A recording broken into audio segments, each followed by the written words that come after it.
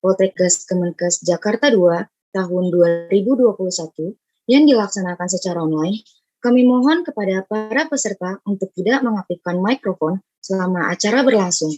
Terima kasih.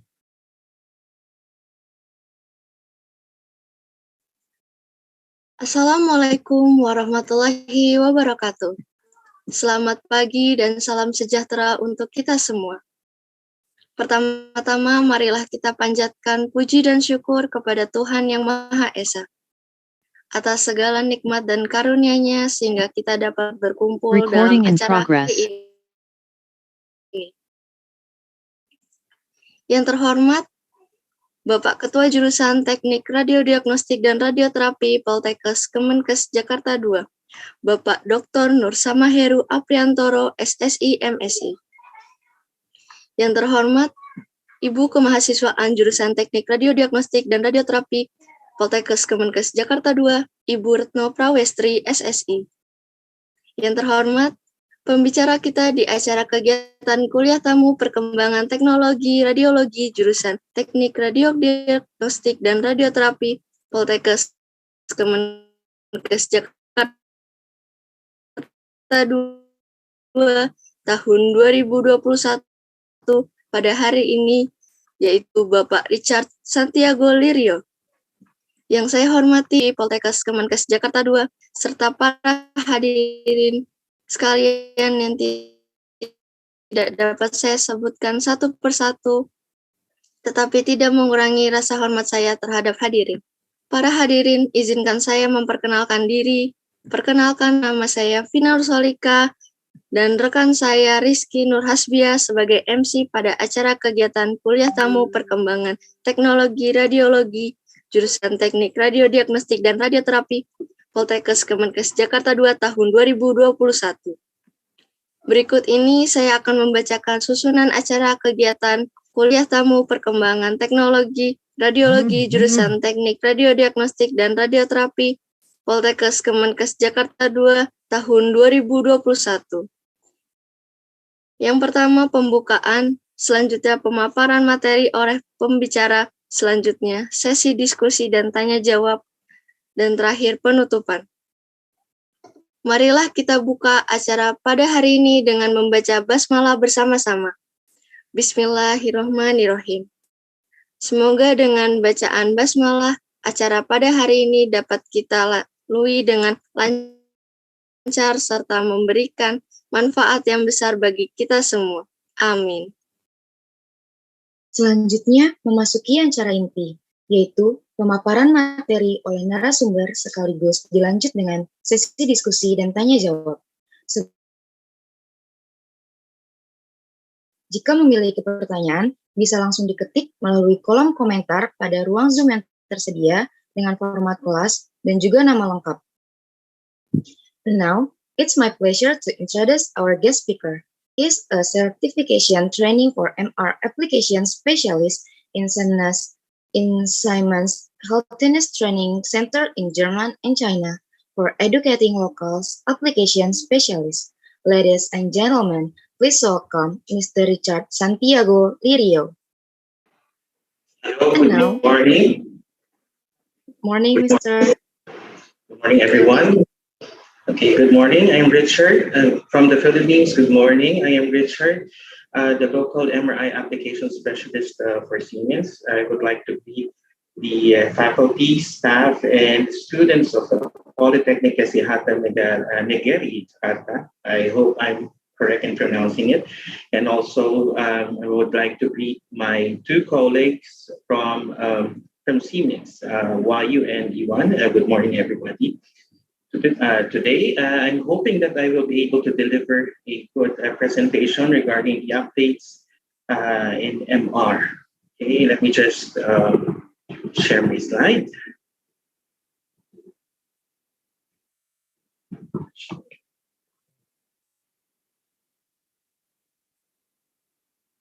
Okay.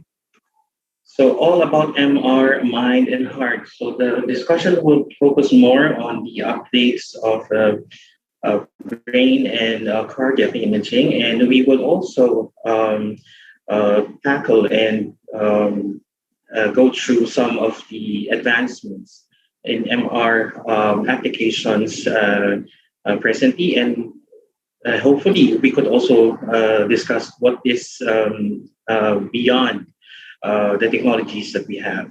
Okay. MR physics and principles. Okay.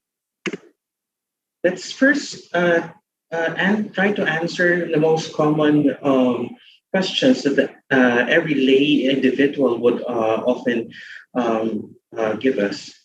First, what is MR? What is MRI? MRI is an imaging modality which uses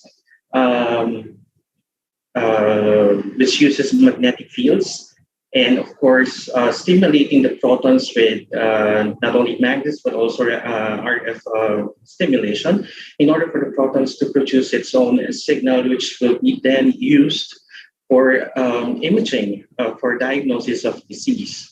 How does it work? Well, as we have mentioned earlier, it uses strong magnetic fields to stimulate the protons, and also radio frequency signals in order for the protons to produce signals that will be used for diagnostic imaging.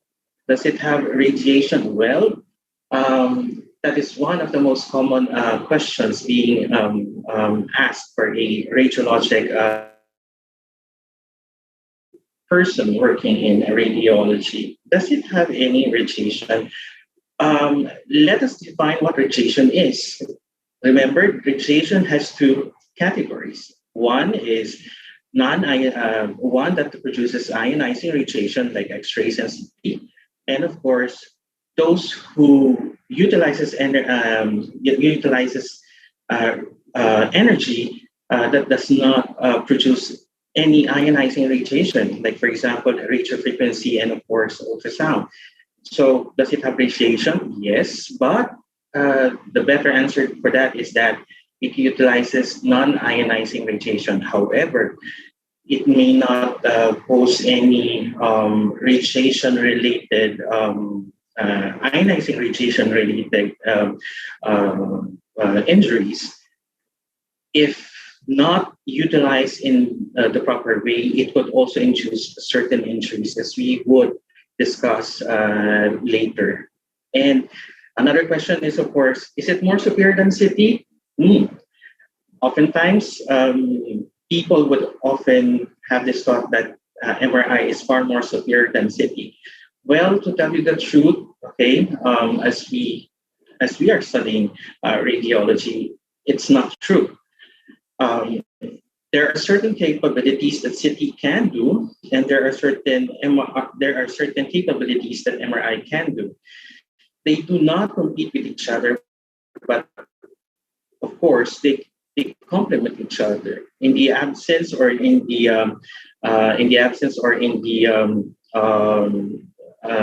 let me say in certain less capabilities of the other, the one compensates for the other.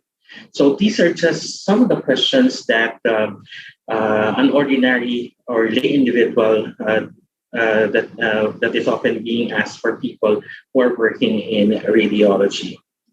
So MRI signal, it is based on water photons being aligned by a strong magnetic field, being repeatedly deflected from equilibrium, returning back to equilibrium by relaxation. Contrast and spatial information need to be actively encoded into the MR signal. One of the strengths of MR, it has high sensitivity.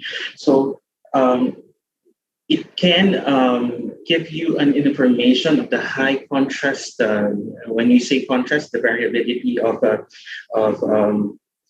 tissue information that you get from MR is very high compared to CT. And of course, no ionizing radiation or no long-term side effects. However, there are certain challenges that the MR has to face. It has limited specificity for a single contrast image. Remember, MRI, the difference between MRI and CT is that MRI is a series of scans. Okay, you do not acquire one single. Okay, you do not acquire one single series of scans and series of images for a one particular anatomy.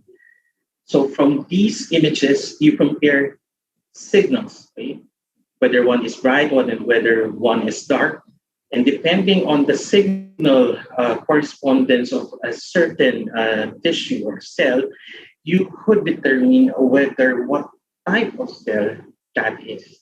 So one of the challenges is, of course, one MRI image could not specifically say that or conclude certain pathology. So it would be needing series or comparative images, okay, in order for you to determine whether one single cell is a pathology or not. Okay? And of course, since we discussed that it is a series of scans, okay, long scan times due to the long relaxation times and flow and motion artifacts, we have to reduce certain anatomical artifacts, okay, being produced whenever we do MR. So most of the time, repeated scans could also be repeated because of this. So it would entail a lot of longer scan times. Okay. Water primarily, we are made up of 60 to 70% of water. Water molecule consists of one hydrogen atom and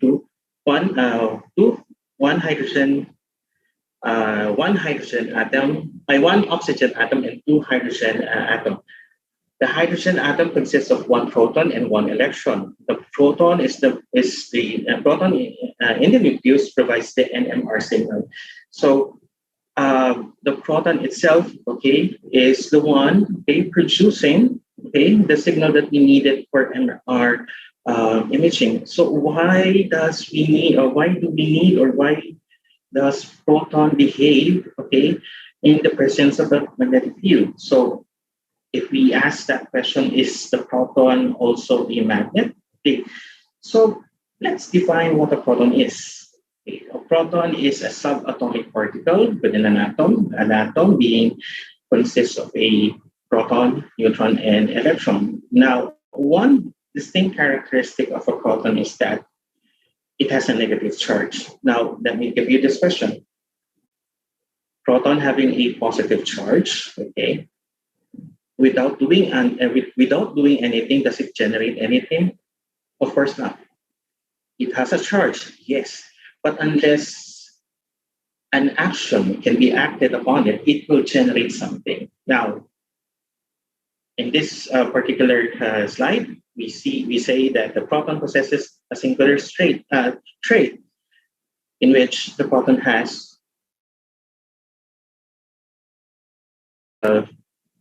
when it spins. Okay? When a charged particle spins, okay, as it spins, it generates an electrical field. Remember, whenever there is an electrical field, there is also a magnetic field, thereby creating a magnetic field and an electric field within the proton, okay, making the proton a small magnet.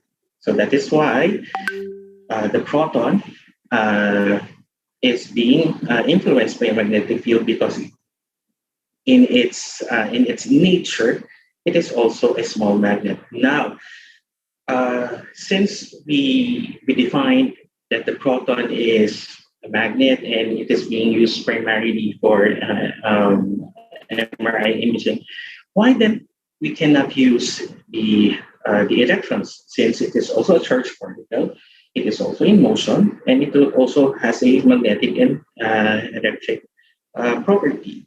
Well, one bad thing about the electron is that it's not static. It's always in motion. It always jumps from one electron shell to another. But however, okay, in order for you to remove, or shall we say in order for you to remove, okay, the proton from its original position, you would be needing large amounts of energy in order for you to even move the proton in its place. So that is why we are using the protons as a source, okay, of our MR signal, because it is stable, number one, and number two, it is stationary. It would be needing a large amount of energy for you to move the proton from its position. Now, due to the spin, protons have a magnetic moment. Yes, because of the charge, as it moves, it generates electric and magnetic properties. Okay? And of course, in doing so, they behave like magnets. Okay? When an external magnetic field, but P sub zero, which is the external magnetic field, it exerts a torque. Okay, it exerts a torque as it spins. Okay, it's not generally spins straight out, but it spins at an angle. And every time, the proton spins, okay, it creates tiny circles, okay, which which for a given period of time has a number of cycles or a number of circles being created, and depending on the number of circles or the number of cycles these protons produce, we could determine what kind, okay, or what kind of an atom in a given substance is. Okay. So we could determine for every atom, each proton has its own rate of precession. So as the proton spins, it creates tiny circles, and in a given period of time, there are a number of cycles that the proton will produce, and depending in a given period of time, you could determine what kind of an atom it is. Okay. So a good analogy is a wobbling or a spinning top, thereby two forces is at work. Okay. The force number one is, of course, the magnetic field being applied to the proton, and of course, the force being acted upon by the proton against the external magnetic field. Okay. So the proportionality is given by the G, or gyromagnetic pressure, okay, which is the magnetic moment or the spin. Okay, so for a 1 Tesla, okay, for the hydrogen nucleus, okay, we have 42,577 megahertz for 1 Tesla. So we could determine that a certain atom is hydrogen. We could identify it by the rate of its precession, okay, in a given magnetic field. As the magnetic field goes higher, the rate of precession could also go higher. Okay. Nucleus suitable for MR or MRS or magnetic resonance spectroscopy, okay, must have an odd number of protons or neutrons so that the spin is not equal to zero, hence the magnetic moment. So the protons that we need, okay, for magnetic resonance imaging and spectroscopy is, of course, an odd number. Okay, why? If we have an even number, okay, we have an even number of proton, okay, let's say 2. The protons, the signal, or the energy of both protons would cancel out. Okay, so we need a odd number of protons so that we could produce a magnetic signal. Okay. So in the absence of a magnetic field, the direction of the protons are in random. Okay. But in the presence of a large magnetic field, what happens is that the protons would tend to align either parallel or anti-parallel against the magnetic field. Now, we see that there is a force also, which is the anti-parallel, which is aligning against the magnetic field, and those who are aligning parallel to the external magnetic field. What happens is that there are just a few atoms that are aligning anti-parallel. So what happens? The number of parallel or the number of anti-parallel will cancel out certain number, okay, of anti-parallel. Okay, we will be leaving out with a parallel protons that adhere more to the external magnetic field. So that is, those protons are the ones we are using for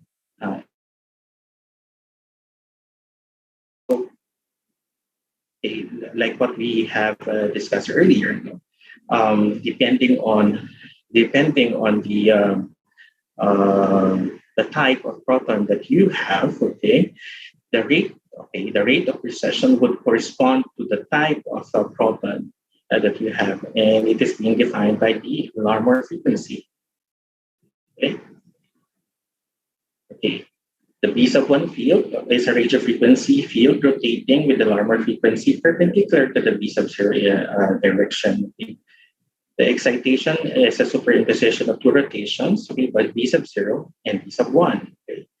The B sub 0 rotation is 10,000 times faster than B sub 1 rotation, and an after deflection of the magnetic field moment from the equilibrium by a certain flip angle, the RF field is switched off. RF pulses of millisecond duration. After the excitation, the deflected magnetic field keeps rotating in the B sub 0 axis. So meaning to say, if your proton is spinning at an angle, and then an energy is applied to it, it will be deflected either parallel or transversely to the direction of the external magnetic field. And as the stimulation is turned off, okay, it would go back to its original position. And as it goes back to its original position, energy that was applied to it would also be released, okay, by the protons as it absorbed and also release that energy in the form of RF. Okay. Now there are certain types of magnetization depending on the direction of the proton. It could be either longitudinal, okay, or transverse magnetization. When we say the magnetization is along the B sub 0 direction, meaning to say along the direction of the external magnetic field, the proton is spinning at the direction of the longitudinal direction. Okay. It determines the signal or the amplitude of the next excitation. This is for the T1 contrast. For the transverse magnetization, perpendicular, okay, the B sub 0 magnetic field rotating at Larmor frequency. This is the source of the signal. Okay, it determines the signal amplitude and current excitation, which is for T2. Okay, so we do have a phase. Okay, at angle, the angle to which the protons would deviate from its original position. Okay, the frequency or the angular velocity or the phase per time. Okay, at what rate? Okay, at what rate that as the proton is being stimulated for a given time. Okay. Now, how do we get MRI signals? Okay, do remember that we do have coils, as we can see here. Okay, you can see here. Okay. Do remember that Michael Faraday defined electromagnetic induction, in which magnetism could produce electricity, and electricity could also produce magnetism. Okay? So, for example, you have a coil or a certain metal here being shall we say, being moved or being passed through with a magnetic field. A current is produced in that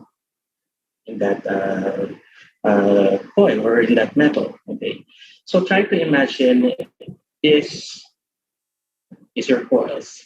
Okay, this is the coils. Okay, and as the proton moves along the conductor, it would induce electricity. That is where, and that is when we get signals, okay, from the protons. The magnetic field being produced, okay, by the protons, okay, as it passes along, the magnetic field as it passes along the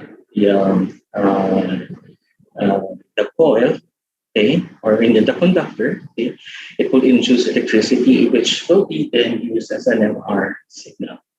Okay. Okay. So we now know how the protons are being stimulated. We now know how the protons can produce signals. Okay.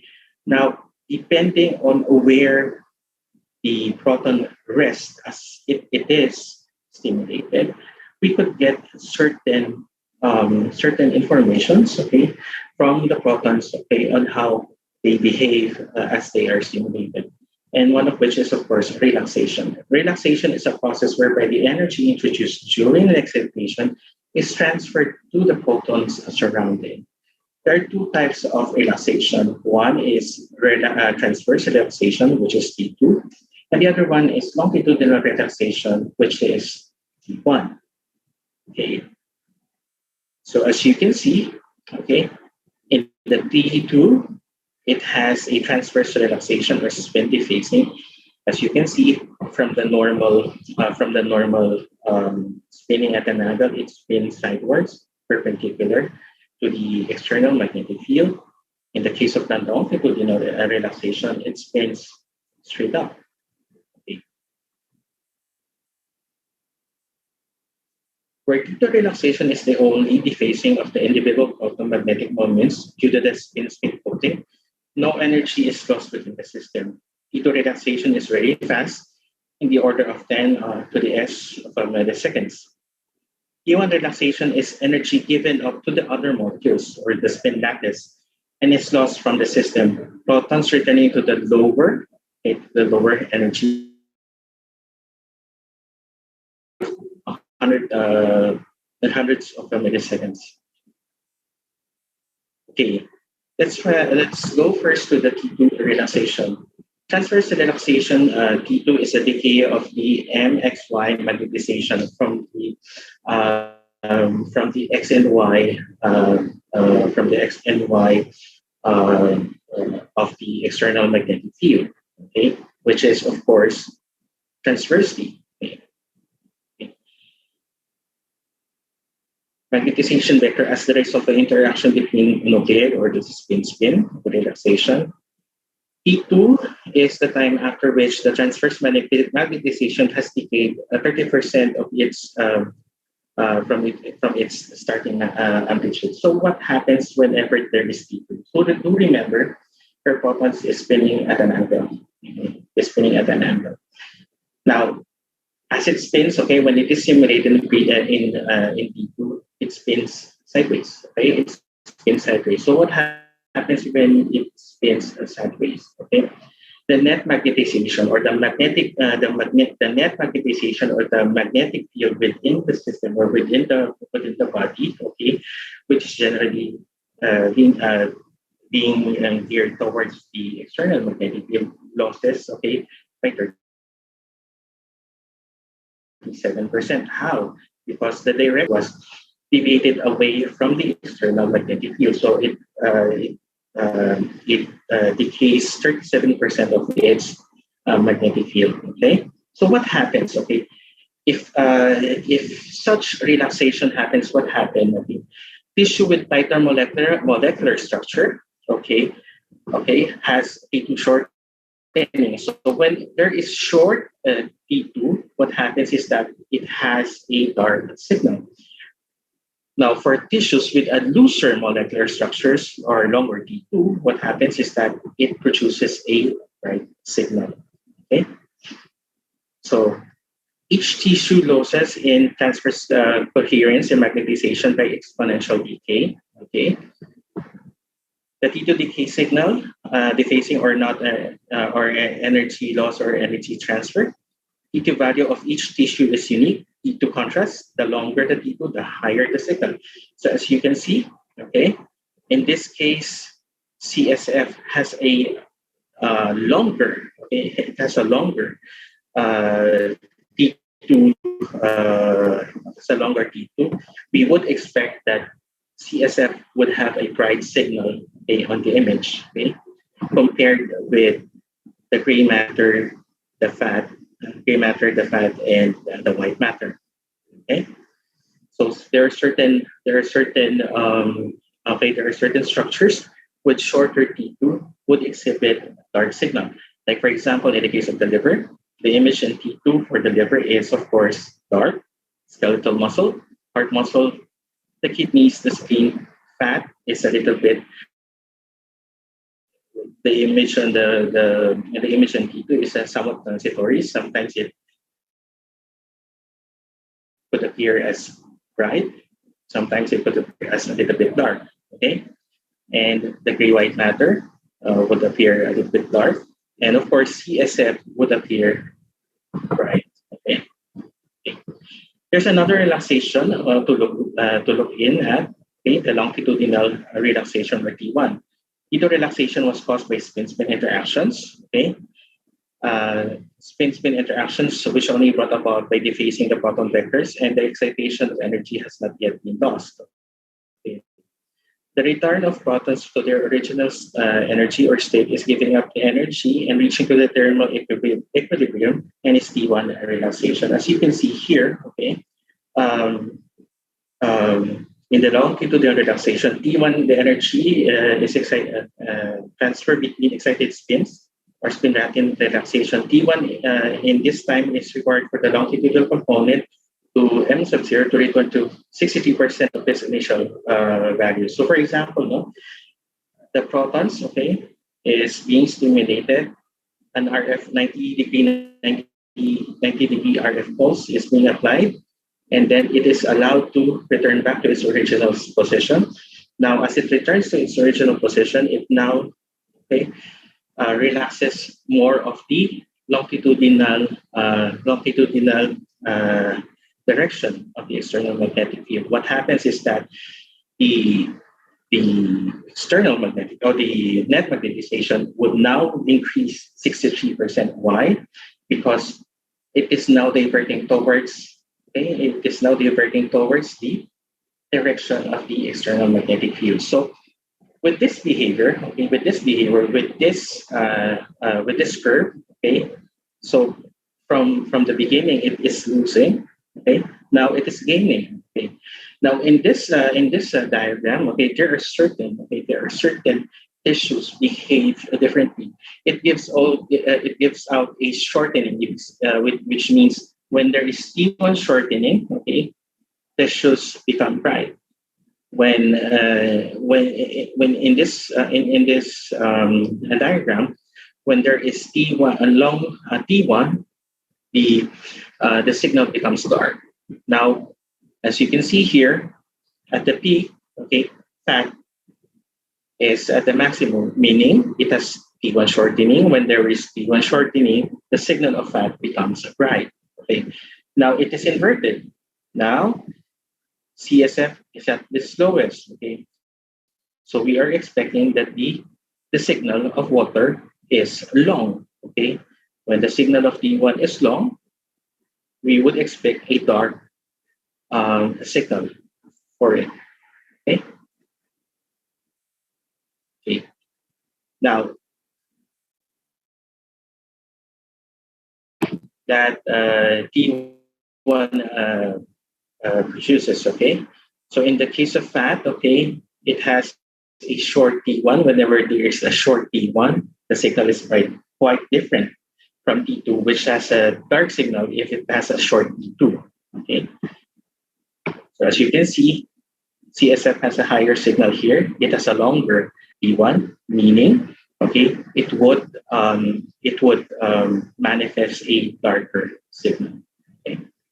And there is one relaxation, which is the T2 star. The natural T2 relaxation time is inherent to the tissue, as the spin-spin effects are anchored to the molecular surroundings within the tissue, and thus cannot be changed. That is, it cannot be shortened or lengthened. Okay. But in practice, the T2 decay is much shorter. This is mainly due to the B sub 0 field inhomogeneities, which increase the defacing of the protons and thus accelerate the decay effect, and thus the decay effect called the T2 star. Okay. So as you can see, the defacing of the T2 star is quite fast more than expected. Okay. The natural T2 relaxation was said to be inherent to the tissue and thus fixed. This is good since the uniqueness of tissues-dependent T2 relaxation time is used to provide MRI contrast in images. The T2 star effect of magnetic field inhomogeneities is due to, well, Number one, the main magnetic field, the magnetic susceptibility of the tissues, okay, and the gradient fields for the spatial resolution. However, it can be compensated in making in image making. So there are a lot of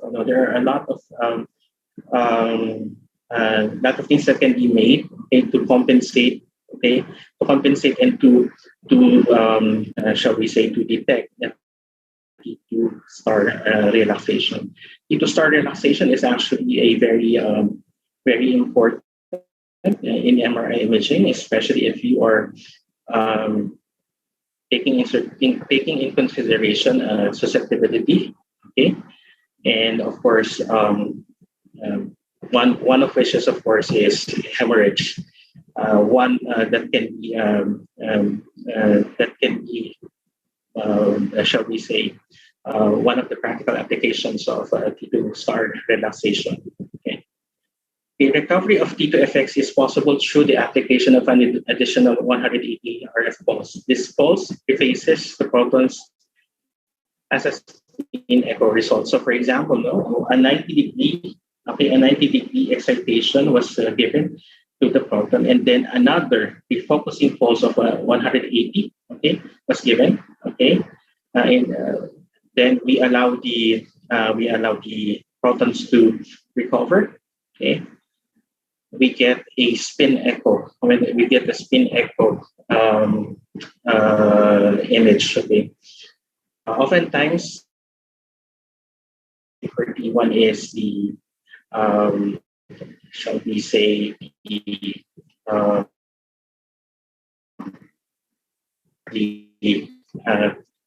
base image, or the purest image that you could produce. Okay, the time to echo, or the TE, okay, the 183 focusing pulse is exactly between the 90-degree excitation pulse and the spin echo. Okay, the recovery of T2 effect is possible through, okay. So as you can see, a 90-degree pulse, then a 180 refocusing pulse was also applied, okay, in order for us to get the signal from the T2 star. Okay. So what happens if the 180 pulse was moved, or the TE is dependent on the time of the 180 pulse. Okay, we could apply a second 180 pulse to get a second echo. So we could also get another echo, or another image from it. Okay. Okay. The technique is also called multi-echo sequences. Each echo would create a separate image with different contrasts. As you can see here, we produced a PD, or photon density, and a T2 weighted image. Okay. Okay. In MRI, okay, the contrast is determined by, number one, proton density. Second is T1 relaxation time, and the last is T2 relaxation time. These are the three most common determinants of MRI contrast. Some, of course, is flow, diffusion, susceptibility, in which we have discussed a little earlier, and of course the sequence parameters. So the different applications of stimulations to the protons to produce different image contrast. Okay. So contrast in MRI. So we have seen how the magnetization vectors relaxes due to, number one, energy transfer, protons leaving the anti-parallel back to the parallel. Second, the transverse relaxation to the spin-spin nucleus coupling. Okay. We have also seen that these tissues, these relaxation time are tissue specific. Okay, so for specific tissues, there are certain relaxations that are evident. The next step is, of course, to translate these relaxation differences into tissue specific contrast. Okay. First is we get the first contrast. We will select a relative and a short TE of 20 milliseconds. This gives us a T1 weighted image, as you can see here. Okay, in shortening, okay, fat becomes bright. CSF has a long T1 shortening, so we get the dark signal. Okay. The next contrast is a long TR of 300 milliseconds and a short TE of, as you can see here, okay, water is a little bit bright, water is bright, and fat is also bright. Okay. Now we get T2. Okay. In T2, okay, we get a TR higher than 1,600, okay, and a TE with the higher TE, okay. So as you can see here, comparing the signal of fat to the signal of fat to T1 to T2, it's a little bit grayish, okay. But as you can see here, it has a long T2, which gives us a bright signal. Okay, let's put this in the table. Okay, so for short and long TE, okay, for short T1 and short TE, TR and TE, we get the T1 image. Okay, for short short TE and long TR, we get a TD image. For a long TR and a long TE, okay, we get a T2 image. Okay. Question in this area, to have a long TE and short TR, you could produce an image, yes, but it is not useful. Okay. It is not useful. Okay. In summary, okay, if we get short TR and less than 20 milliseconds, okay, we get a T1 contrast. For a long TR and a short TE, okay, for TR, okay, that are greater than 200 milliseconds, and TE that is less than, okay, 20 milliseconds, okay,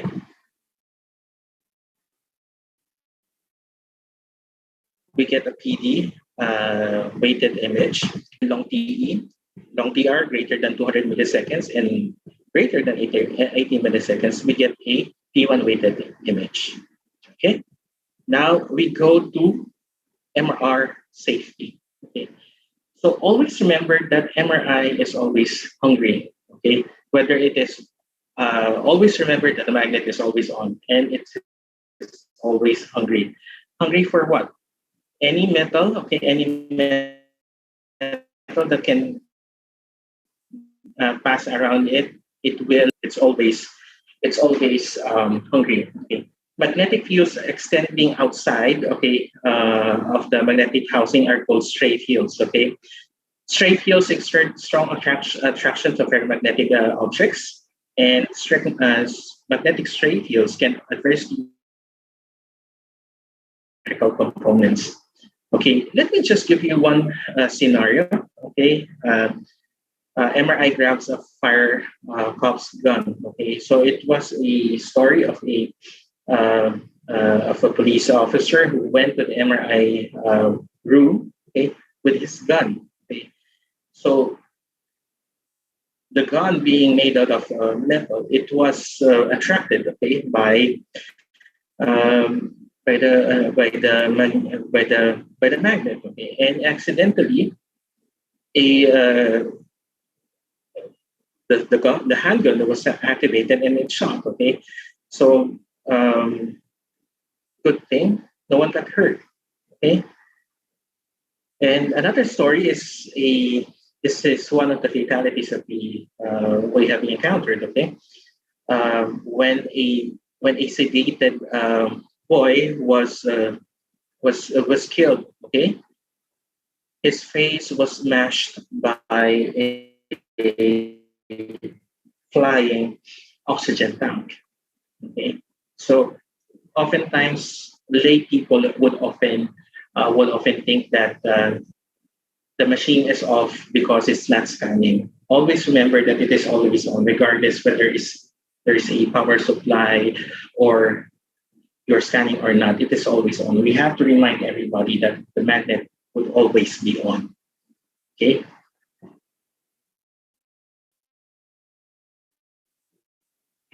So the strain magnet, the 5 Gauss lines or the 0.5 Gauss lines, this is the area in which strong attractions to the magnetic field is very high. Some individuals or some technologists would often call it the point of no return. Why is it the point of no return? Once an object gets attracted in this area, okay, it would eventually fly, and there's nothing else that you could do. Remember, how would an object would fly towards that magnet or towards that area? Okay. If you have a coin that is being attracted by a magnet, okay, at that point, the coin could fly, okay, as fast as a slingshot. Okay. So imagine if there's a patient inside and you have a loose coin or a loose metal, okay, and you go to that to the critical Gauss line. Once it flies, there's nothing else that you could do. You could really hurt the patient inside of it. Not only hurt the patient, but also you could also cause damage. Okay, damage also on the system. Okay, we have the emergency rundown unit.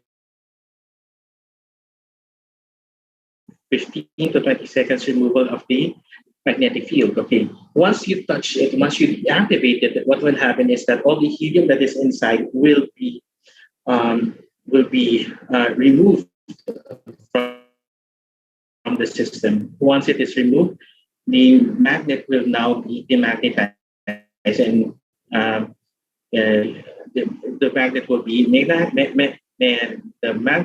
demagnetized. You have to consider two things. Okay, you have to activate it only when there is fire and human safety is at hand. So why is it that you have to activate it only when there is fire or when there is life at stake? Okay, number one, it could damage. Okay, it could damage the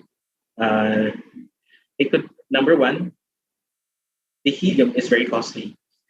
For a singular tank, okay, for a singular tank of helium, it would cost $10,000 or more, depending on the amount of helium that could be loaded to the system.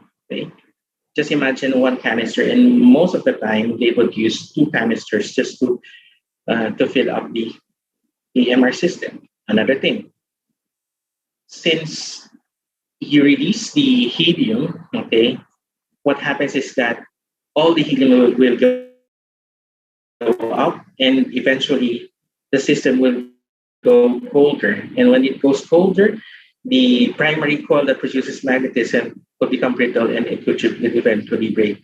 Now, could it be replaced? Yes, but the replacement would cost for a new system.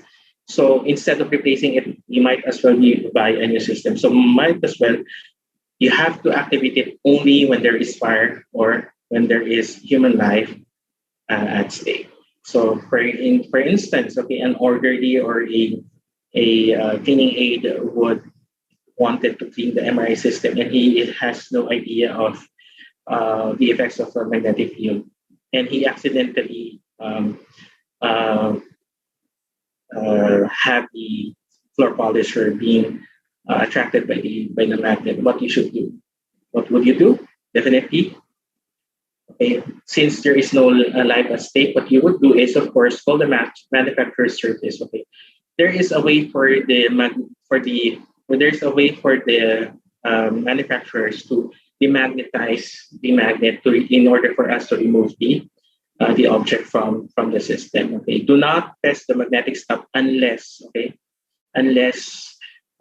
there is life-threatening situation, and do not press it even if no one is looking. Don't press it even when no one is looking. And try not to remove the object. You will break your back trying removing it, okay? You are pulling it and the magnet would also pull it. So you would exert more effort and you would incur more damage if you would try to remove it on your own. So much might as well call the service in order to demagnetize the magnet safely to remove the object from the system. Okay. Okay, you have to screen the patient, okay, prior to examination, okay. You have to make sure that there's no cardiac pacemakers, okay. Question: are there any situations in which cardiac pacemakers can be safely be done in MR? Yes, so long as the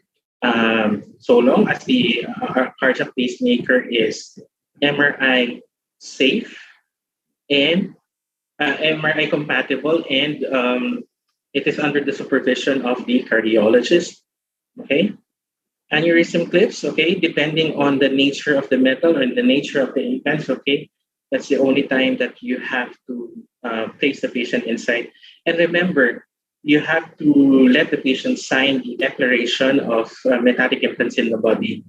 Okay, you have to let them sign and get their consent.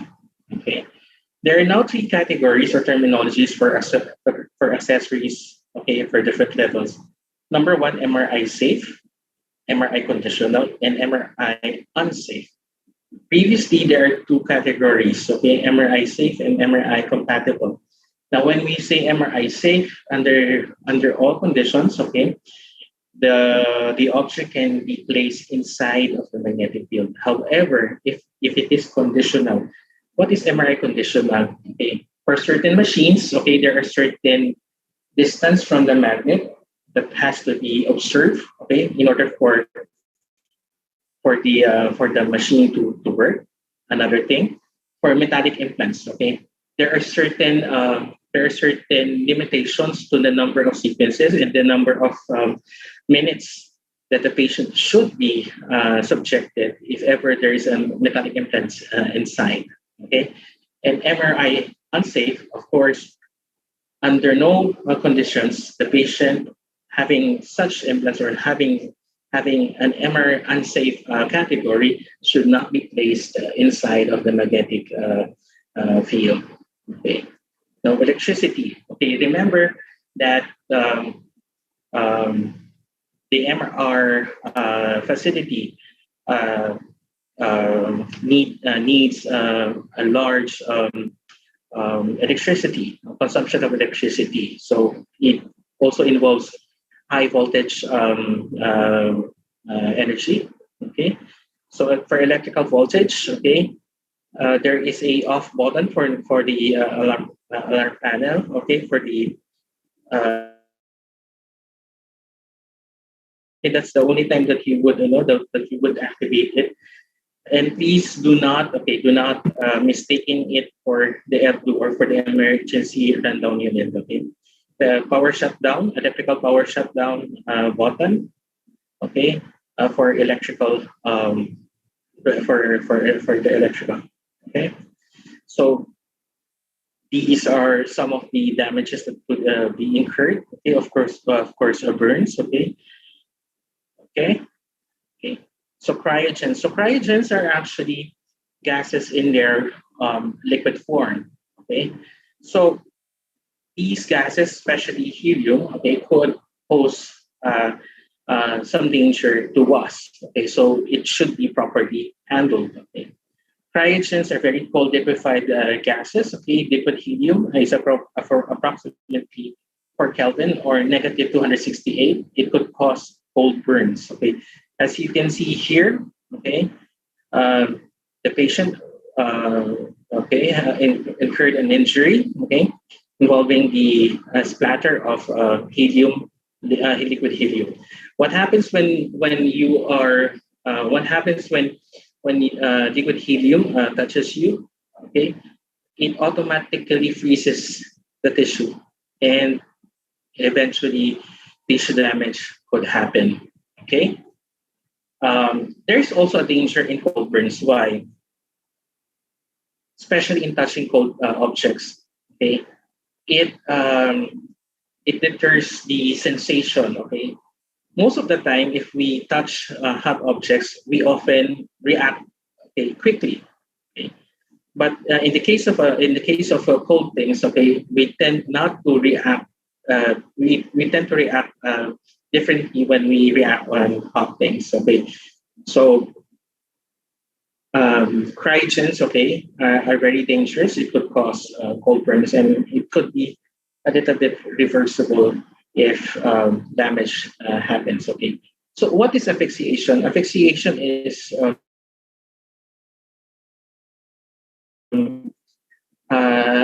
form or a situation in which oxygen is being something else. Okay, in this case, okay, in the case of liquid helium, okay, when liquid helium okay, is transformed again to gas, okay,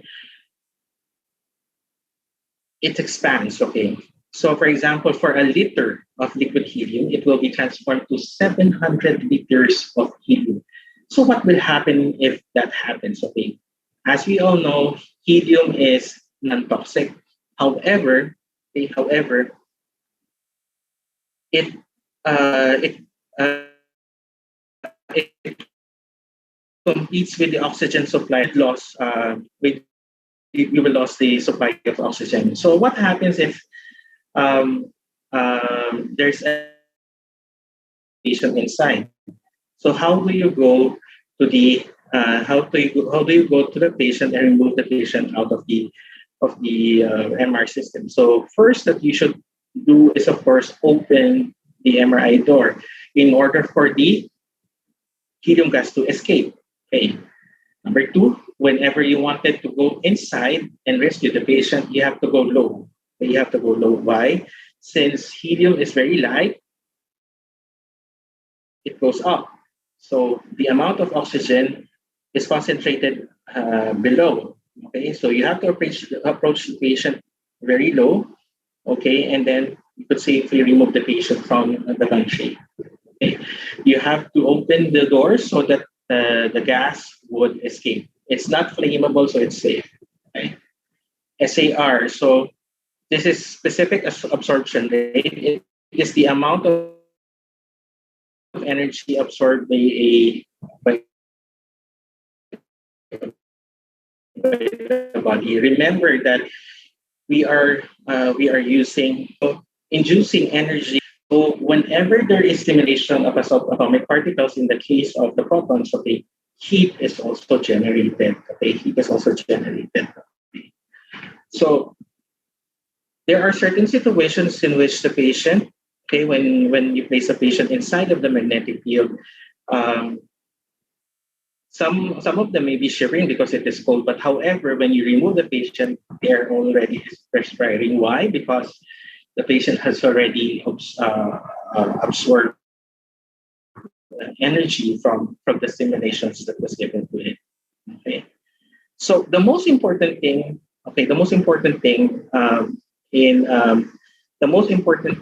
whenever you do the scan is you have to be religious in putting, okay, the right height and weight. Okay. Why is it important that you have to input the right height and weight?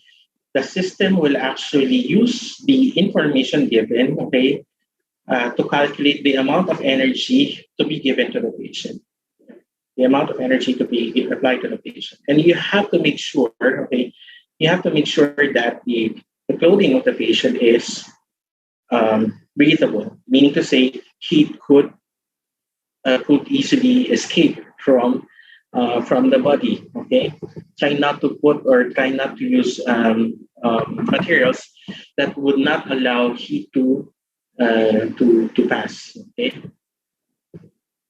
so it is important. Okay, it is important that you provide the right height and weight for the patient in order for the right calculation to be given. Now, if in case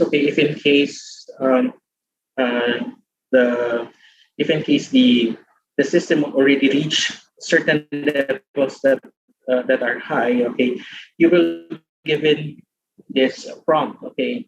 You will be given the option to do normal mode and to do normal mode at first level. This is especially true for Siemens, okay. It is equipped with a software to which you will be given a warning if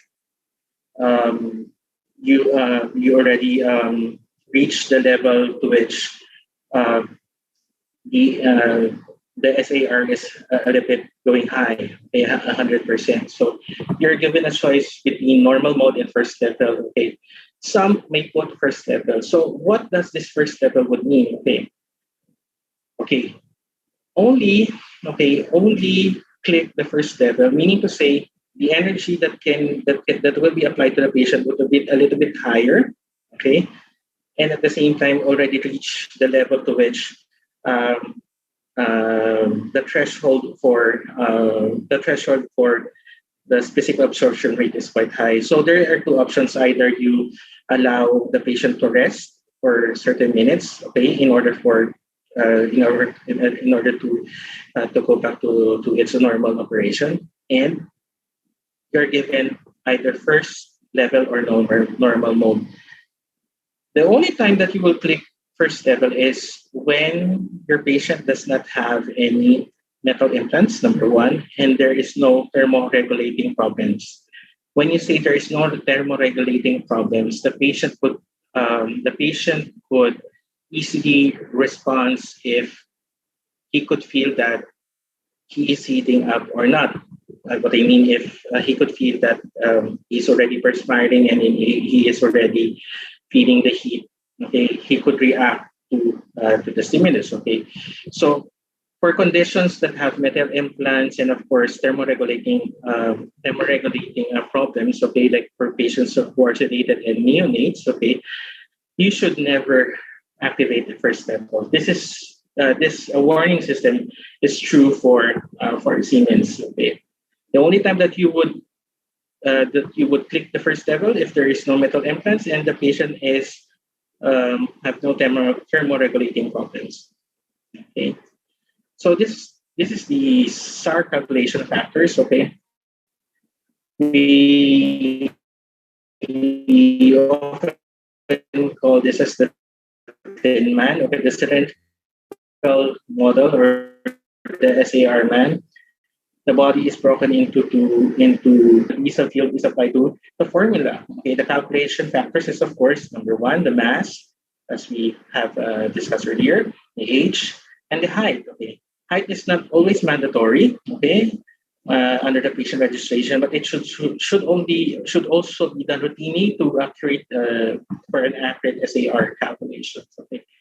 By the way, the higher the SAR with the feet positioning is high, okay, because SAR on the head level is less for the reason that on a normal is bony, no, so it would not it would require less protection, okay. Unlike with the other parts of the body, who by the way, is majority of it is soft tissue. Okay, the system assumes worst case scenarios since actual position of the head is not determined. Okay, if you are putting the patient on the feet position, okay, the system assumes head is entirely exposed and may produce limitations. Okay. Certain limitations in order for you to continue, like the PR slices in the flip angle, can be suggested by the system in order for you to go through. Okay. So these warnings are being prompted if there are a lot of if the scanning time and the amount of energy was given to the patient was already high. Okay, as we said, do not use first level for patients who have impaired heating regulation. Okay, the patient is sedated and the temperature is too low. Do remember that you have to maintain a ambient temperature in your room. Okay, so aside from the SAR, we have to take consideration of the SED or the specific energy dose. Okay, the specific body part and tissue energy of the RF goes into the body. But SAR is the rate at which energy gets deposited in the body. SED is the amount of the accumulated energy that is deposited in the body. So since the calculation of the machine, okay, it calculates not only the SAR but also the SED. Once the SED reaches the maximum level, it would not allow you to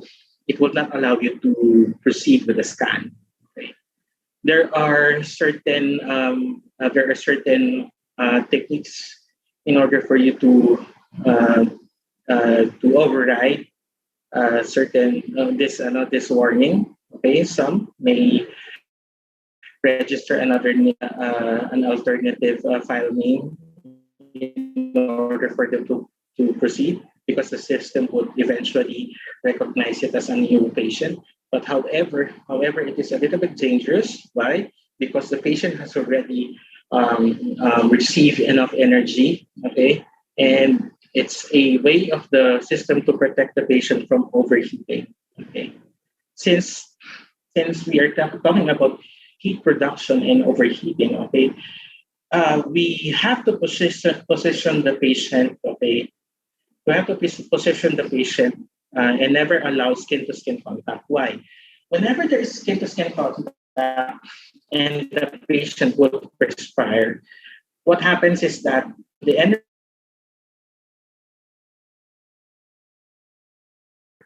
would eventually be stimulated and boil and causes burns. So whenever you position the patient, number one, you don't allow skin-to-skin contact. Number one, and number two, you allow clothing or covering that allows heat dispersion. So for thick blankets, I think it's not ideal because heat is being retained, okay, in thick blankets. If you use linens, okay, it could easily give off the heat. And of course, you have to make sure that you have to maintain an ambient temperature within the system.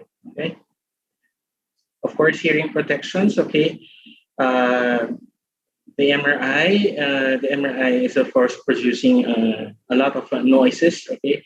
You have to provide hear protections. Okay. Not only hear protections. Okay, but there are certain scans. Okay, there are certain scans that would entail peripheral stimulations. Remember that in alternating magnetic fields, okay, it could also cause eddy currents, and these currents could also place a danger or certain injury to the patient by form of stimulation. So the gradient stimulator watchdog is being prompted if there are certain procedures or certain sequences that would entail higher gradient stimulation.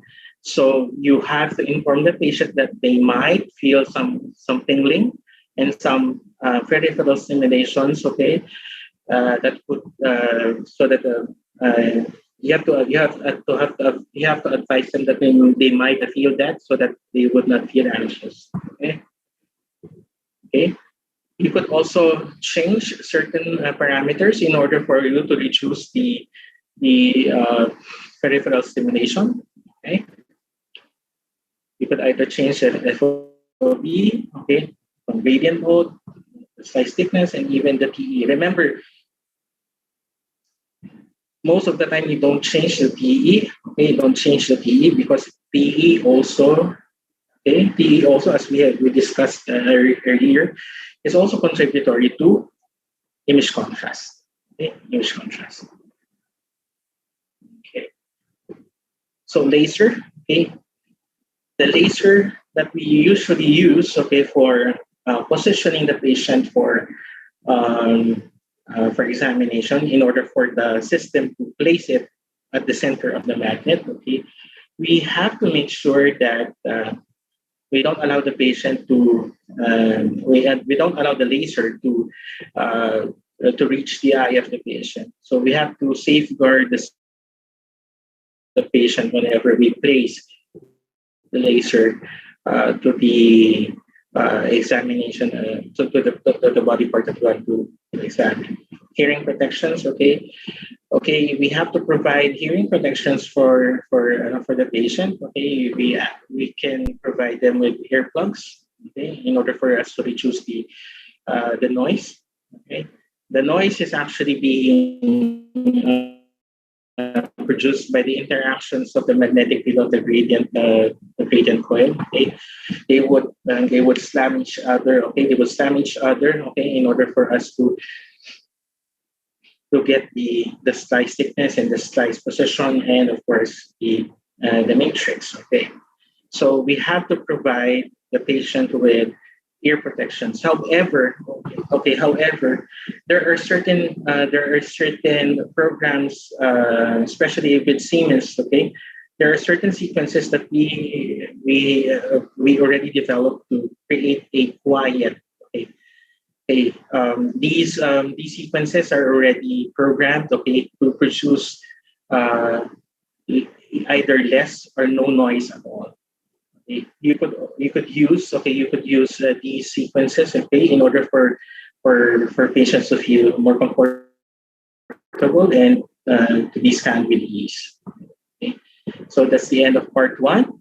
Okay. Now we proceed to part 2, which is the basic MRI protocols for the brain. Okay.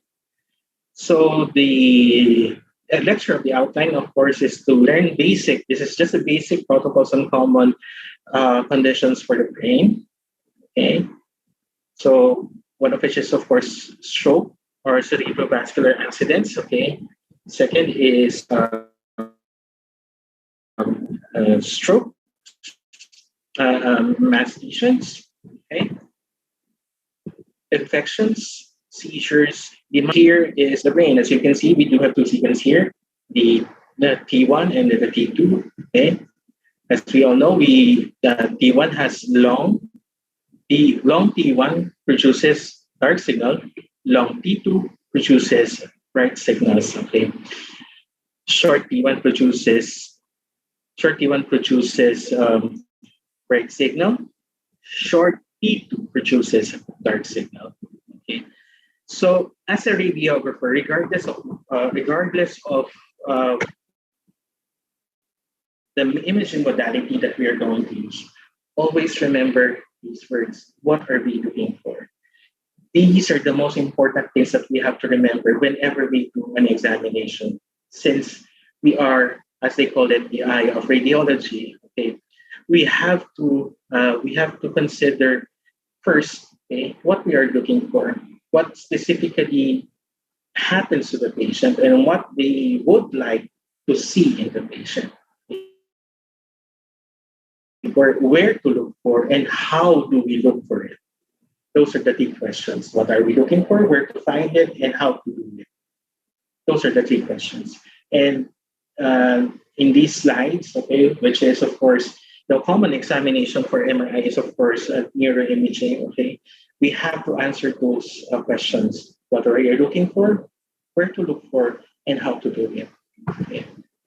First, okay, there are recommended protocols for the brain. Okay, these are just common. Okay, these are just common protocols. Okay, being recommended for brain imaging. But of course, it would depend on your institutions or your hospital's protocol. Okay, depending on who would interpret those images. So it is essential that you get a sagittal, okay, or some would get a volumetric acquisition of the whole brain. Okay, you get a T2, okay, T2 Asia, okay, proton density. Okay, if flare or fluid attenuated inversion recovery is not available. Hello. Yes. Yes, Vayu. Yes, Vayu.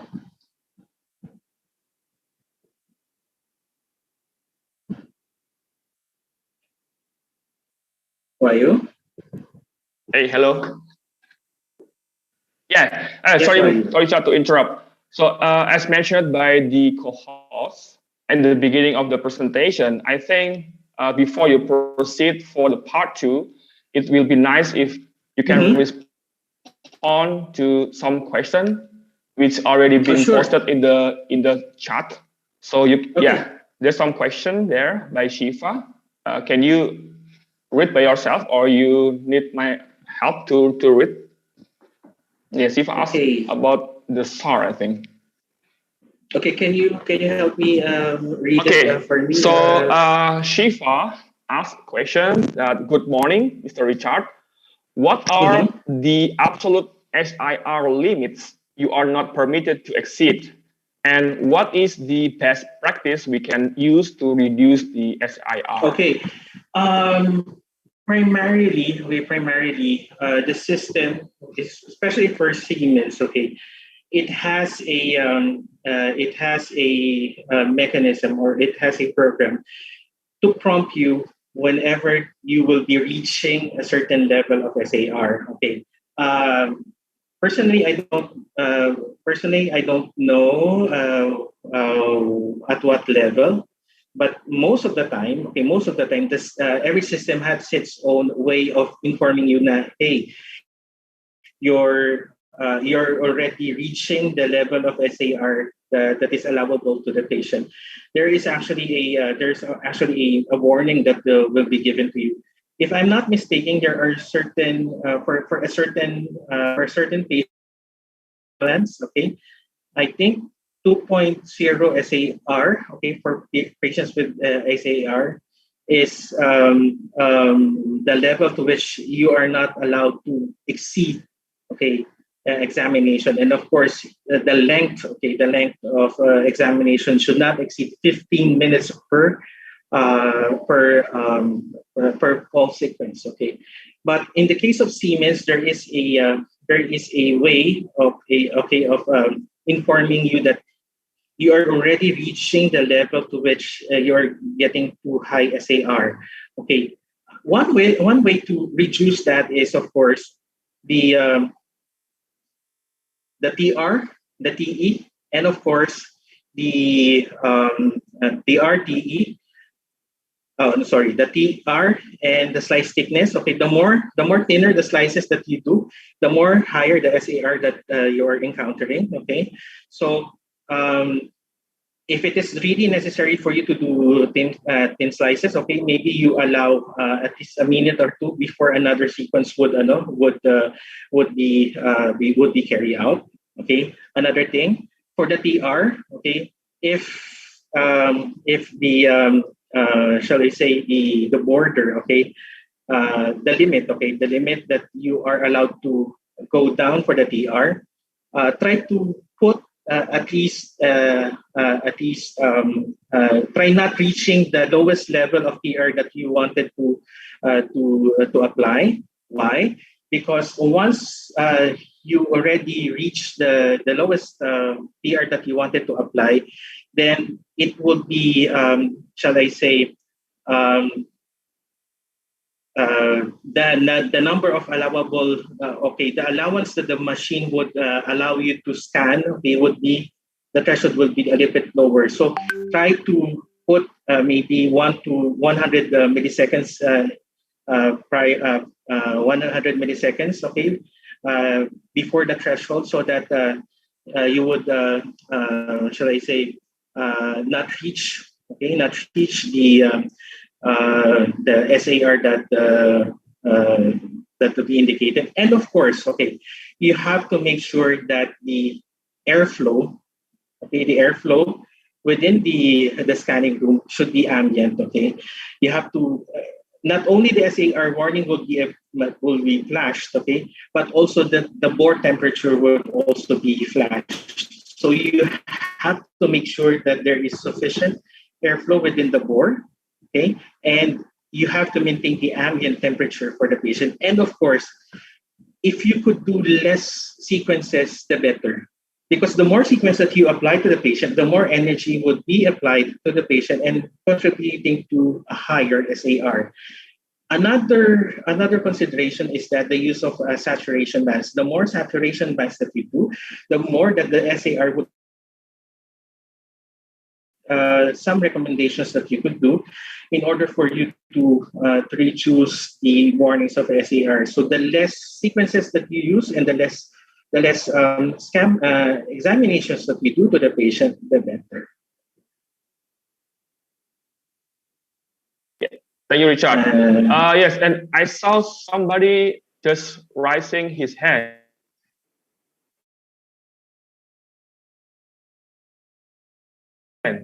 Ari G.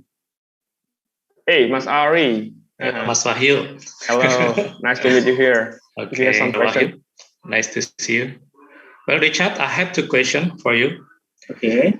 Okay. First is I want to know about the influence bore size of the MR. Yeah. Okay. Is the bore size to be one of the influence factor of the image quality, or is just for conformity of the patient? Because as we know, your product, MR Sola, Magnesium Sola, just has 60 meter diametric of the bore size. Okay, I want to hear your opinion about that. And the second question is about the advanced technology of cooling system. Yeah, helium. Helium, is very expensive. It's very, very expensive. At least we have to refill once a year. Yeah. I hear about the latest technology of the helium. Yeah. Some manufacturers mentioned that they have helium free. Yeah. Well, that's not really free exactly. Yeah. They just need 7 liter. Yeah, 7 liter for the helium. And the other manufacturer mentioned that they have zero boil off technology. Yeah. Okay. I think Siemens that the technology too. Okay. Which is better between the two of that technology of the cooling system? Okay. Thank you. That's my question for you. Thank you. Okay, thank you, sir, for that wonderful question. Okay, to answer first your question, does the bore size matter? Yes, because you wanted to concentrate the magnetic field to a certain area, to the field of view. However, with the advancement of technologies that we have,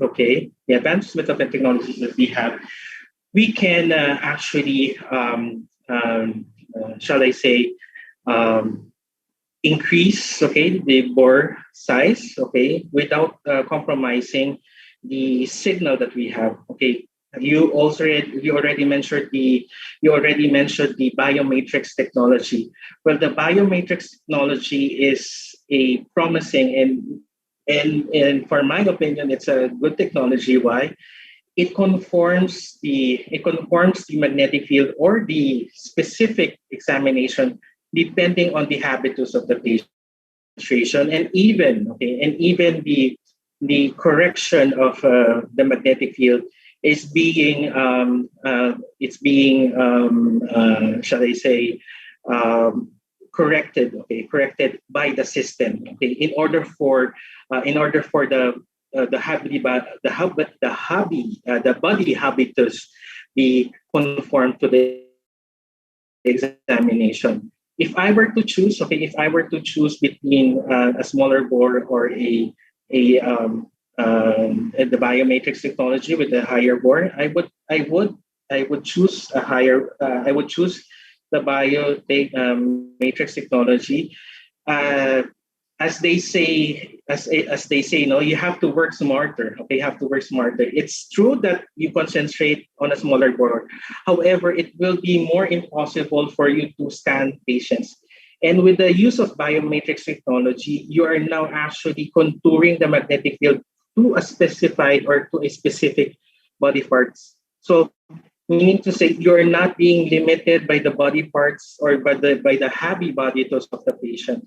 The machine now contours and, shall we say, the body is now contouring, or the machine is now specifically creating a magnetic field that would be appropriate for the examination of a particular patient. Now, with the biomatrix technology, body habitus is now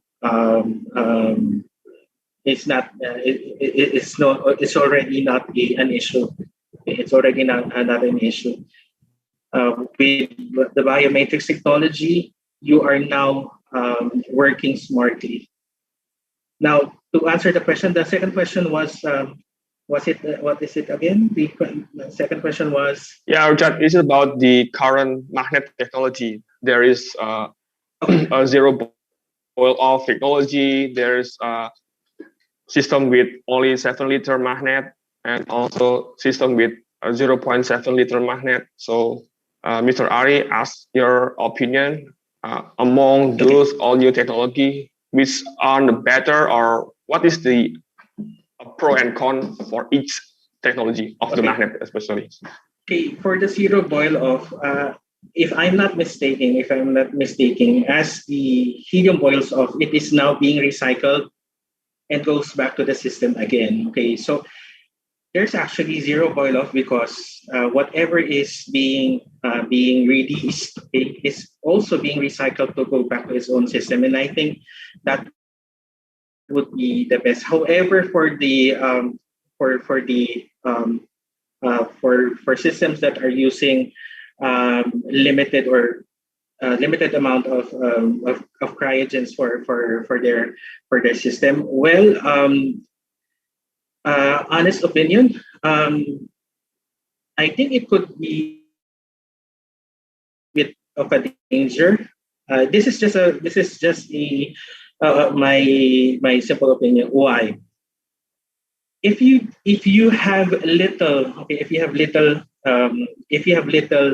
amounts of cryogen to be suspended in your cryogen, what happens is that if there's an incident of a boil off, what happens? It will be removed instantly out, and when it evaporates faster, the more that the primary coil, or the one creating the magnetic field, would incur more danger. Remember, the reason why we are protecting the helium from boiling up or from escaping up, or as we say, we quench, is that we prevent the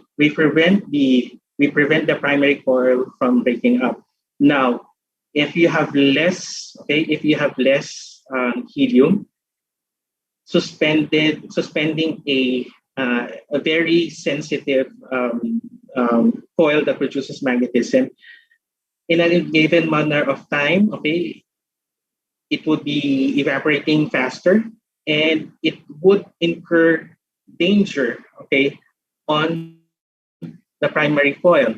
Okay, there was one incident here in the Philippines in which the magnet quenched, but since it is suspended in a large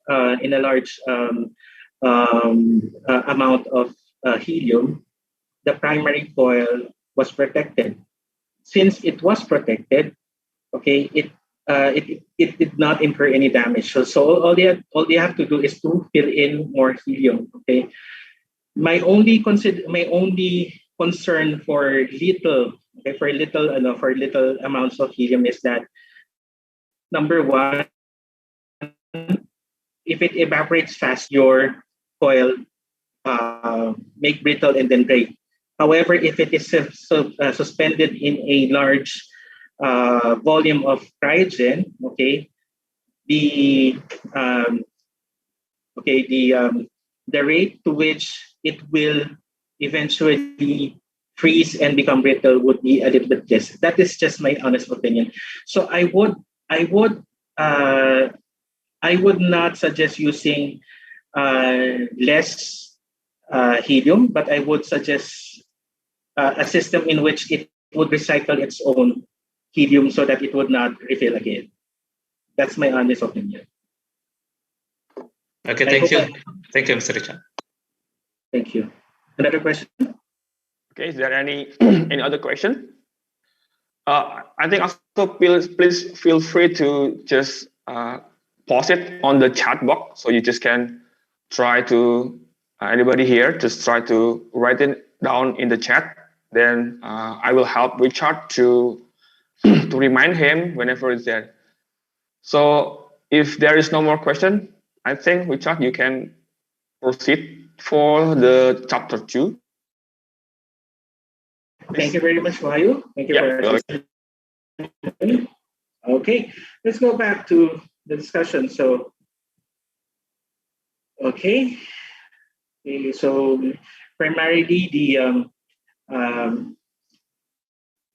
well, CT and MR is primarily made to examine the brain. Okay, so the brain is actually one of those structures who are very much difficult to diagnose during the times when no CT and MR is available. Okay, and it is also very dangerous. It's a very dangerous procedure to put someone under the knife with you having blind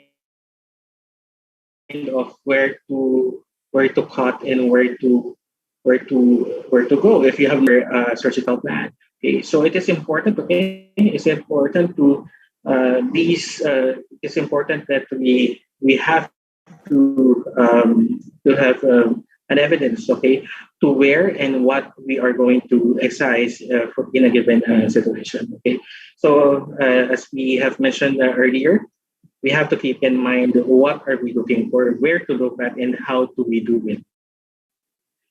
Okay. These are just a common recommended result from the majority of eggshell slices that we do. Okay, so to get a better orientation of the anatomy that we have. Okay, and okay, here. Okay. So in the absence of fluid attenuation inversion recovery, in which we will discuss later, its benefits. Okay, proton density and other than the T2 could also be of help. Okay, some uses the proton density. Okay, for the fluid attenuated immersion recovery. It may also add value. Okay, especially in leptomeningeal diseases, especially for post-contrast examinations. Okay, these are just recommended. Okay, but depending on the institution and depending on to what hospital you are working in, okay, some or maybe all of this are included in the preliminary or for the protocols that they are using. Okay, for a stroke or cerebrovascular event, okay, the most important thing there is to see signs of infarction, okay, determine the presence of hemorrhage, and be able to age infarction or hemorrhage, okay, and to be able to describe the vascular condition. So these are just the considerations that we have to think of, okay, whenever there is a stroke or cerebrovascular event, okay. So the determination of stroke, okay, so of course, the most important sequence of them all is, of course, diffusion-weighted imaging. Diffusion-weighted imaging is very sensitive, okay, within the first 30 minutes of the event of infarction, okay, it is very sensitive. So so this is often being utilized first, okay, to determine if there is infarction or what. Now, for brain attack or for stroke teams, okay, in the hospitals, oftentimes they would prefer doing CT and MR. Okay, they would prefer CT because they would. The most important thing there is whether to check whether it's hemorrhage or not. Okay, why? The reason behind it is this: if there is the presence of hemorrhage, okay, the mode or the mode of treatment would be changed, okay, if there is no hemorrhage. So the most important thing for the neurologist to see is, of course, if there is any infarction. But in CT, it's quite difficult for you to see infarction at an early age. But all they wanted is to check whether there is hemorrhage or not. So that's why they are using a CT first, so that they could already give medications to the patient depending on the depending whether there's hemorrhage or infarction, okay, for them to delineate. Okay.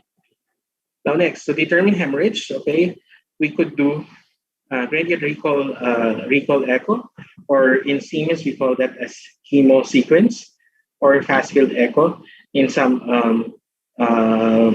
machines. Okay, this is your typical gradient recall echo or hemo sequences. Okay, and this is your CT. As you can see, okay, you could see the dark signal here. Here's your hemorrhage. Okay, here in CT, the common appearance of hemorrhage is of course right. Okay. Now that you were able to determine whether there is stroke and there is hemorrhage, okay, the next thing that you should do is, of course, the aging of infarction and hemorrhage. Okay, most of the time, you could know whether it is already acute or not because of the history. If it is a sudden, then definitely it's acute. If it is already happened a few hours ago, it's already it's already past the onset. Okay, so as you can see, for example, you were given a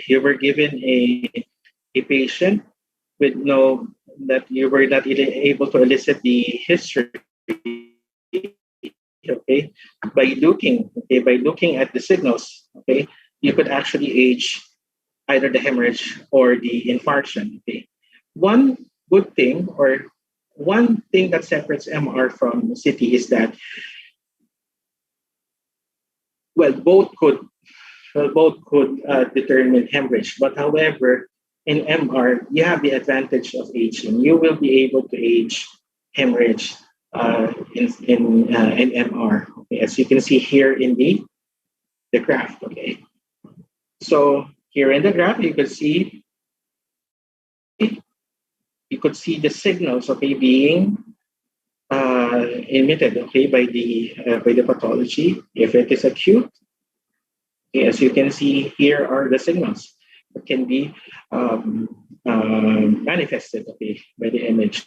Okay, so you have the advantage of aging. Okay, you have the advantage of aging the infarction, and as well as the hemorrhage. Okay, you have the advantage of aging, okay, hemorrhages. These are just like examples of hemorrhages, okay, from hyperacute to chronic. Okay, this is from T1. Okay, this is T2, and this is for the GRE sequence. Okay. Of course, if there is an infarction, definitely they would consider vascular conditions. Okay, maybe there is an occlusion of the vessel. As you can see, there is an occlusion of the vessels, okay, that could have caused the infarction. So they are also concerned, okay, of the vascular conditions why CVE or cerebrovascular event or stroke happened. So with the use of magnetic resonance angiography, this technique is actually called the time of flight technique. Okay, the time of flight technique, in which you could image, okay, the vessels, the flowing vessels, okay, by magnetizing the blood, okay, going through the vessels. I think we have a question. Did someone raise a question?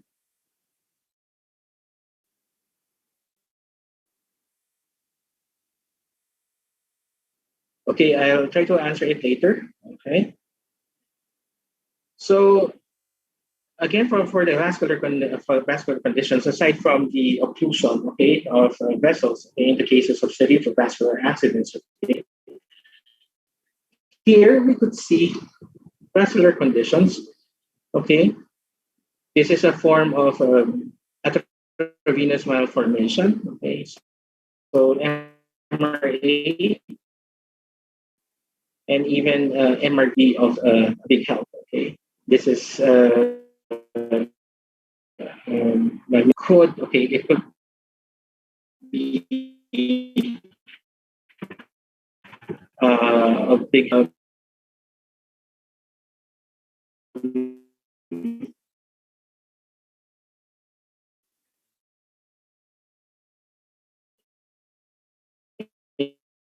in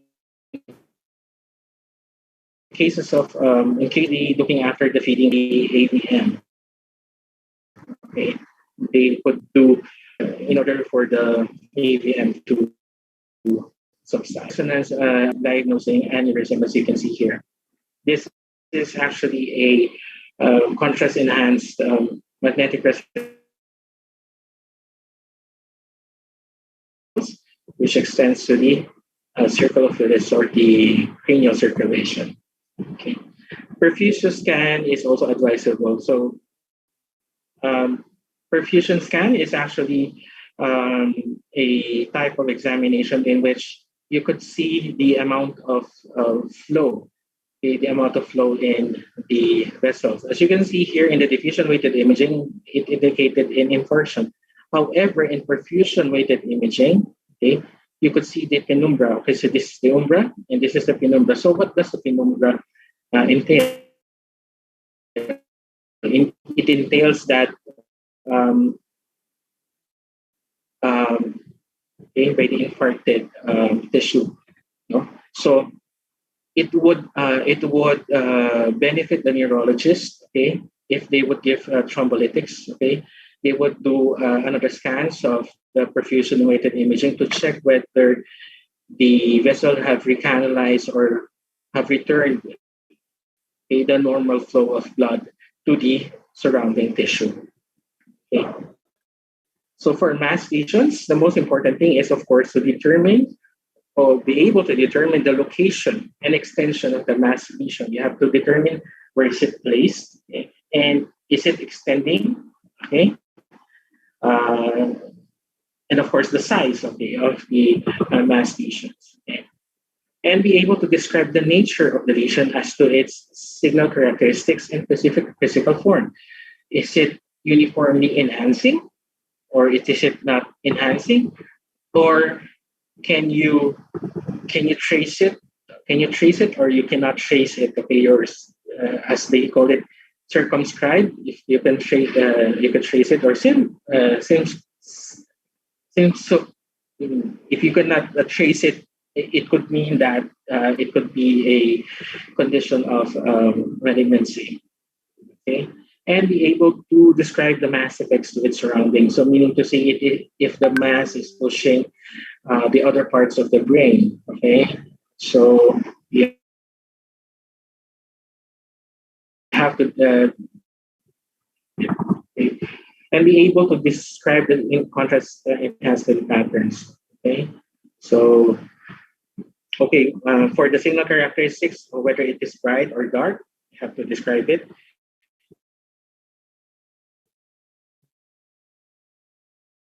And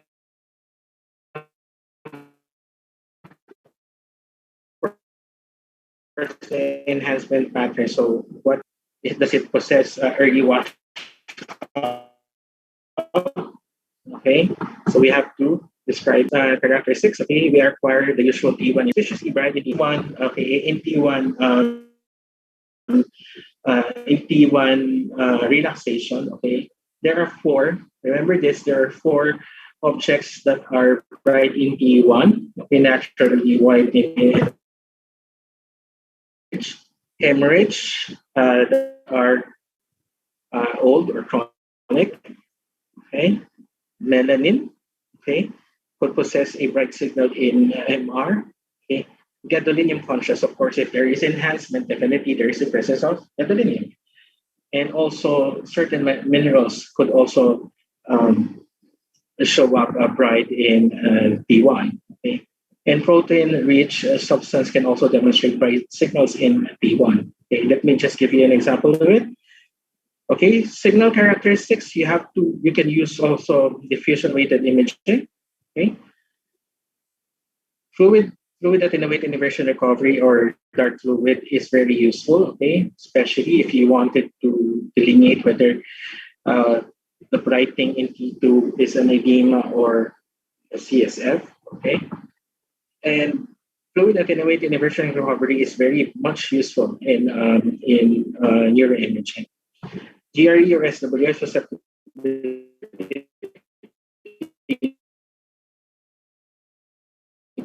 attenuated imaging. Okay, at the use, and if the lesion has bloody content, or if it has a blood component, then definitely it will be of great use. Okay, fat suppression, of course, if you want to delineate whether the lesion has a high fat content in it, you could do fat suppression in order for you to determine whether it is fat or not. Okay, so for the fluid attenuated immersion recovery, as you can see here, the normal signal of T2, which is water, is bright. Okay, as you can see here, here is the lesion, lateral side of the brain. Okay, so we say that in T2, water is bright. Okay, however, is it really true that these lesions here are really fluid or CSF? Okay, if we compare it with fluid attenuated inversion recovery, so when you say fluid attenuated inversion recovery, okay, all free water, okay, okay, will be, okay, all loosely bound water will turn into dark signal. As you can see here, CSF is dark, CSF is bright here in T2, now CSF is dark. However, for pathologic water such as edema, as you can see here, okay, it processes a bright signal. Okay. So definitely the bright thing that we see here is not, okay, it's not CSF, but it is edema. Okay. To delineate fat, okay, we do fat suppression.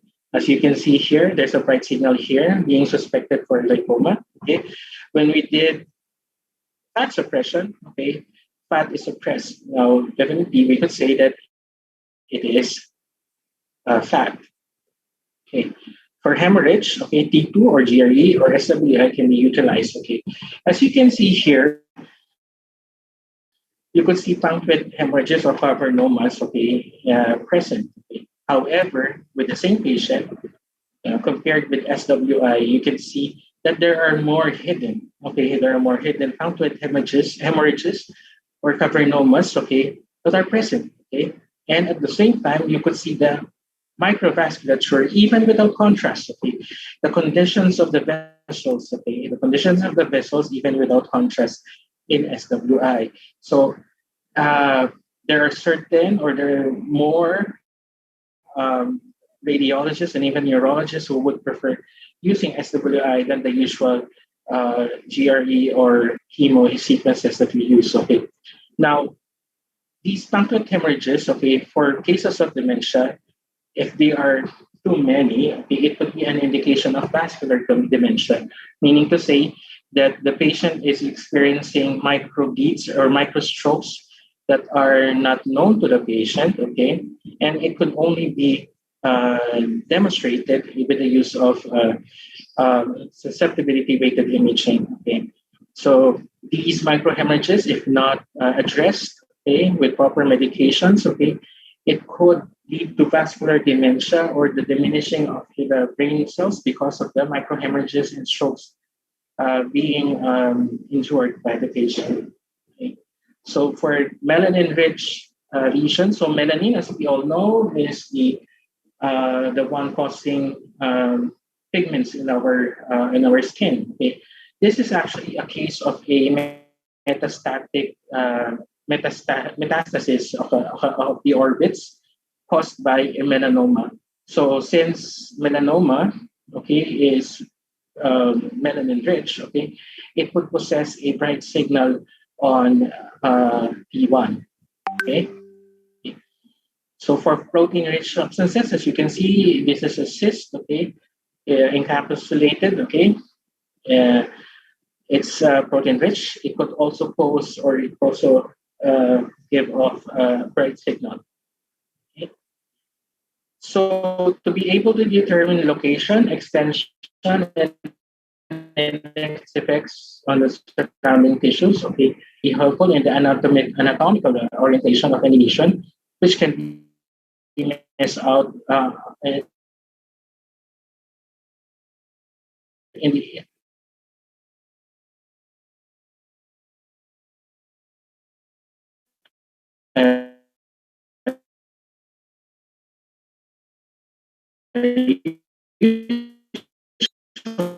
axial slice, digital and coronal of the post-contrast images of the lesion, okay, at different orientations, as you can see here, okay, but different anatomical landmarks, okay, of its position and of course its extension.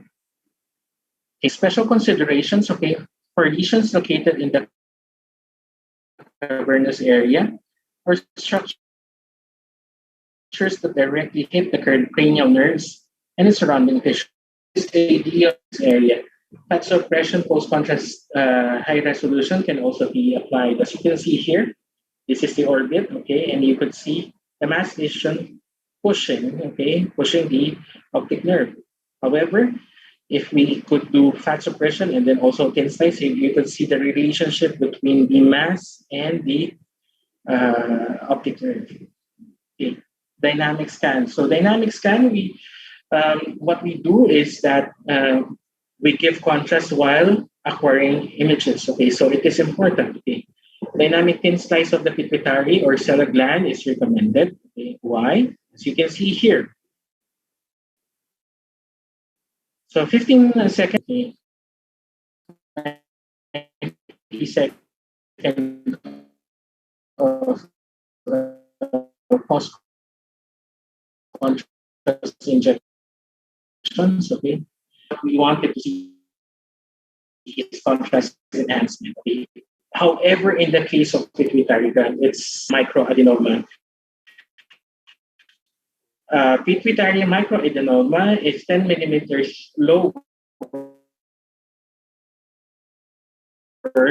Okay, adenoma are lesions that are larger than. What we are after is a lesion that is not enhancing. 30 seconds, 45 seconds, 60 seconds, and then here in 90 seconds, as you can see here. The rest of the pituitary gland enhances, but the lesion does not. It has a delayed enhancement. Okay. Oftentimes, okay, the pituitary gland gets its blood supply from where? From the internal carotid arteries. However, in the cases of microadenoma, it gets its circulation from somewhere else. Okay. Where does the microadenoma gets its circulation? Oftentimes, it will get its circulation from the hypophyseal portal system. So, what is this hypophyseal portal system? It's a part of the circulatory system in which the primary user is, of course, the pituitary gland. If the pituitary gland would often produce hormones, it injects its hormones to the hypophyseal portal system. So that it will, in the cases of pituitary microadenoma, what happens is that instead of getting its nutrients and blood supply from the internal carotid artery, it gets its circulation from the hypophyseal portal system. That's why we get a delay enhancement, okay, for the pituitary gland. So that is what we are after, why we are doing delayed or dynamic scan in the pituitary gland. Okay, and of course, if we want to do angiography, okay, of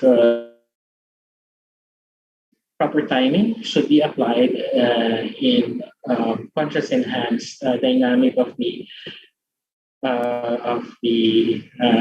vessel, okay, and should require proper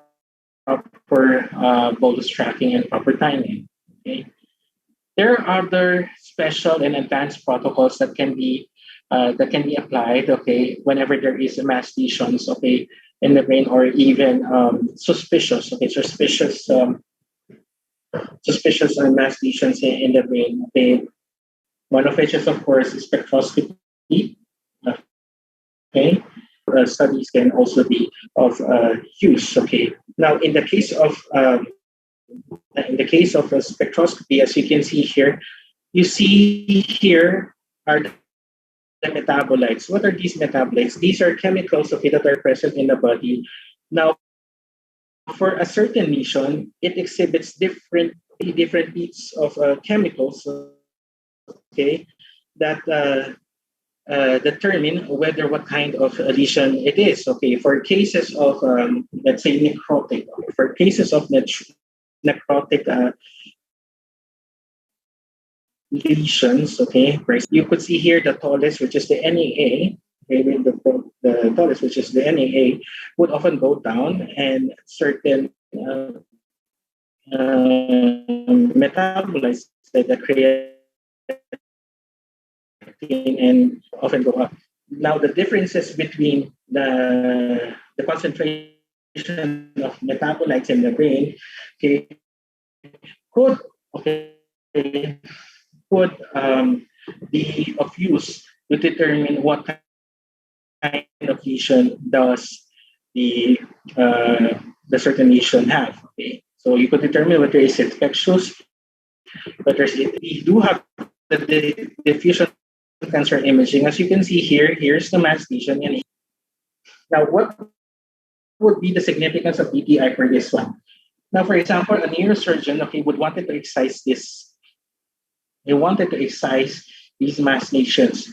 He wanted to see whether if he would excise this lesion, okay, certain fiber tracts, like for example, certain fiber tracts, for example, tracks that are connected to certain, let's say, motion or certain capabilities of an individual.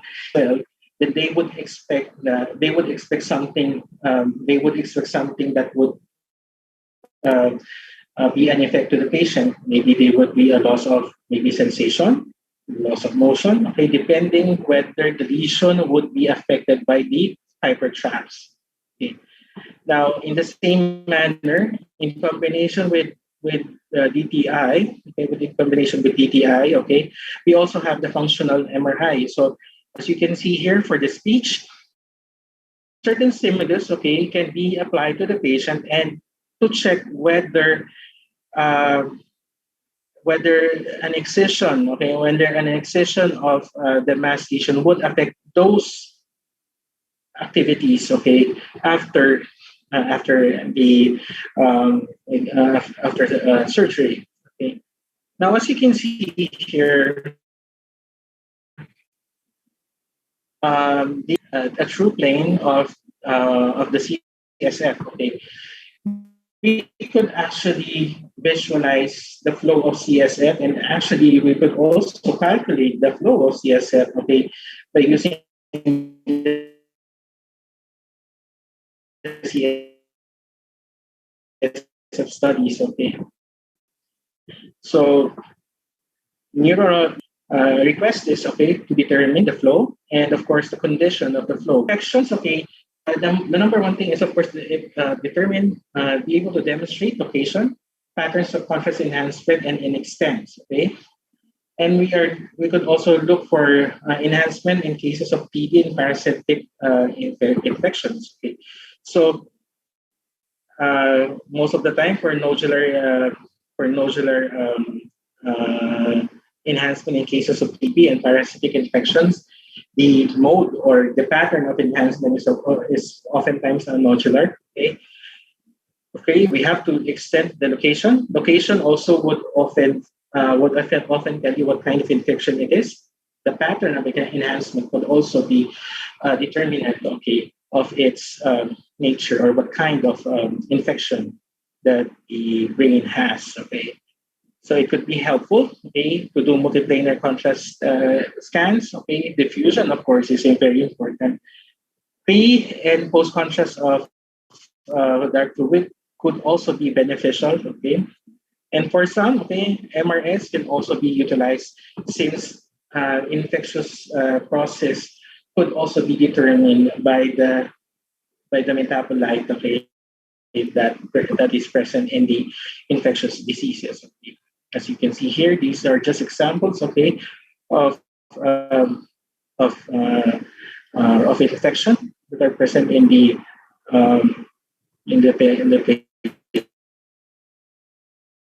patients. So as you can see here, the patterns, okay, could determine. As you can see here, nodular lag, okay, leptomeningeal, okay. So depending on the location and depending on the pattern and the enhancement pattern, you could determine what kind of infection that the patient has, whether it is bacterial, fungal, viral, and any other infections. Okay, so seizures, what are they looking for? Okay, most of the time we are looking for organic causes of seizures. Do remember that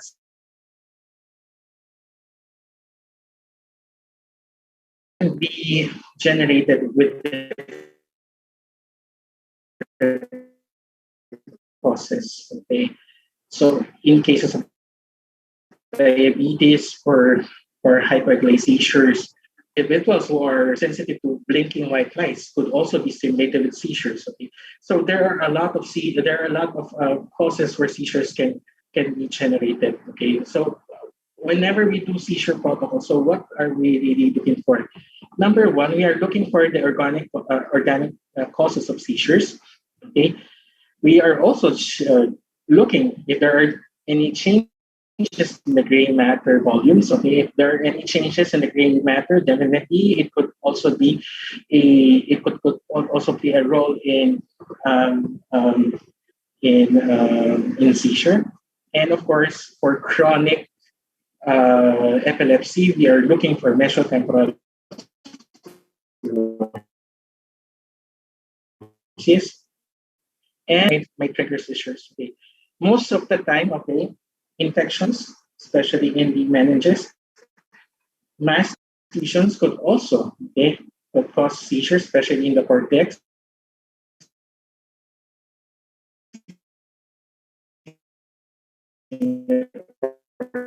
Area, and also hemorrhages. Okay, could also be seizures. As you can see, cortical areas of the brain, okay, are shall we say, could often be generators of seizures. Okay, to a patient. Okay, seizures. It is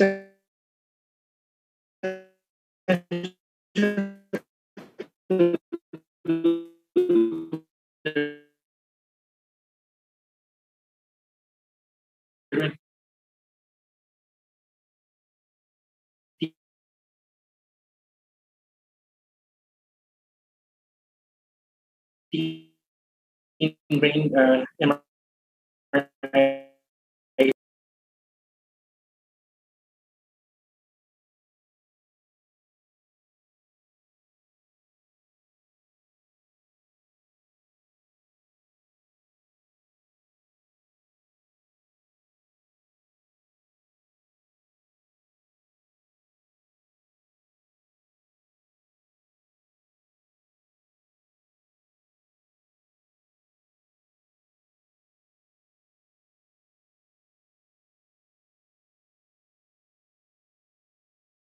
Recording in progress.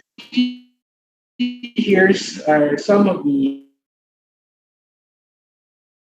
protocols that are recommended pediatric and the adult, okay, depending on the condition, okay, that we could do. Okay. For pediatrics, T1 3D images of the whole brain, to evaluate the sound recovery and photon density, and T1 TT. Okay, could also be utilized. Okay, so for the mesotemporal sclerosis, for patients who have chronic epilepsy, okay, oftentimes you don't see it on an early onset, but however, as the child or as a child progresses or gets older, you would see the evidence maybe 10 years older. Okay, you could see sclerosis, okay, of the temporal lobe, okay, of the temporal lobe here. Okay, that could be an evidence of mesotemporal sclerosis, and that is what they are after. Okay. Demyelination is actually a process in which the myelin sheet of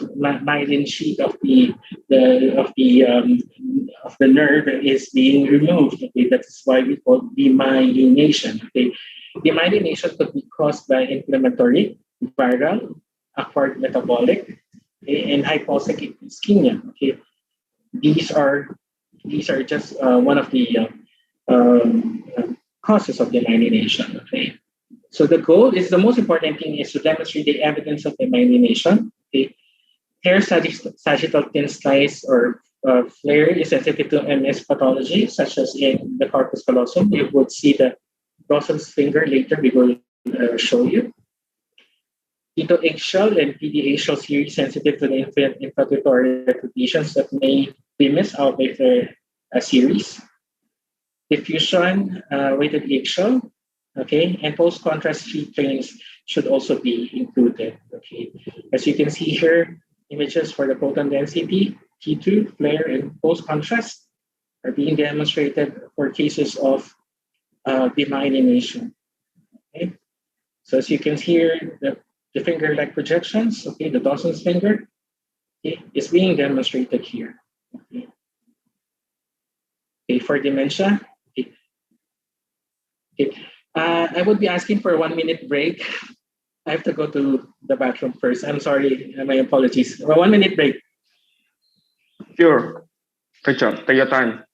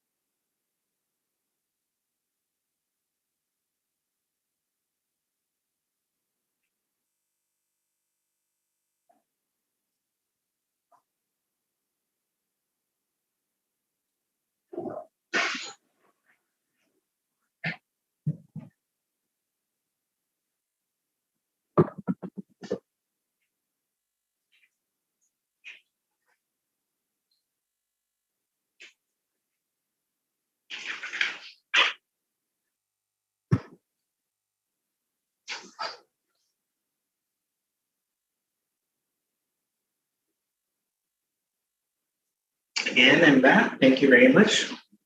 Now, dementia, as I mentioned, okay, there's one case in which SWI or susceptibility weighted imaging is very much useful in determination of one particular dementia, and of course that is vascular dementia. In the presence of multiple papillomas in the cases of the patient, wherein the patient is experiencing microbleeds and microstrokes that is not, which are located most of the time in the silent portions of the brain. Okay, eventually the brain would deteriorate unless those issues are addressed. Oftentimes, these patients are hypertensive, but not treated. Okay, so those are the evidences that we could see in SWI. Another useful, shall I say,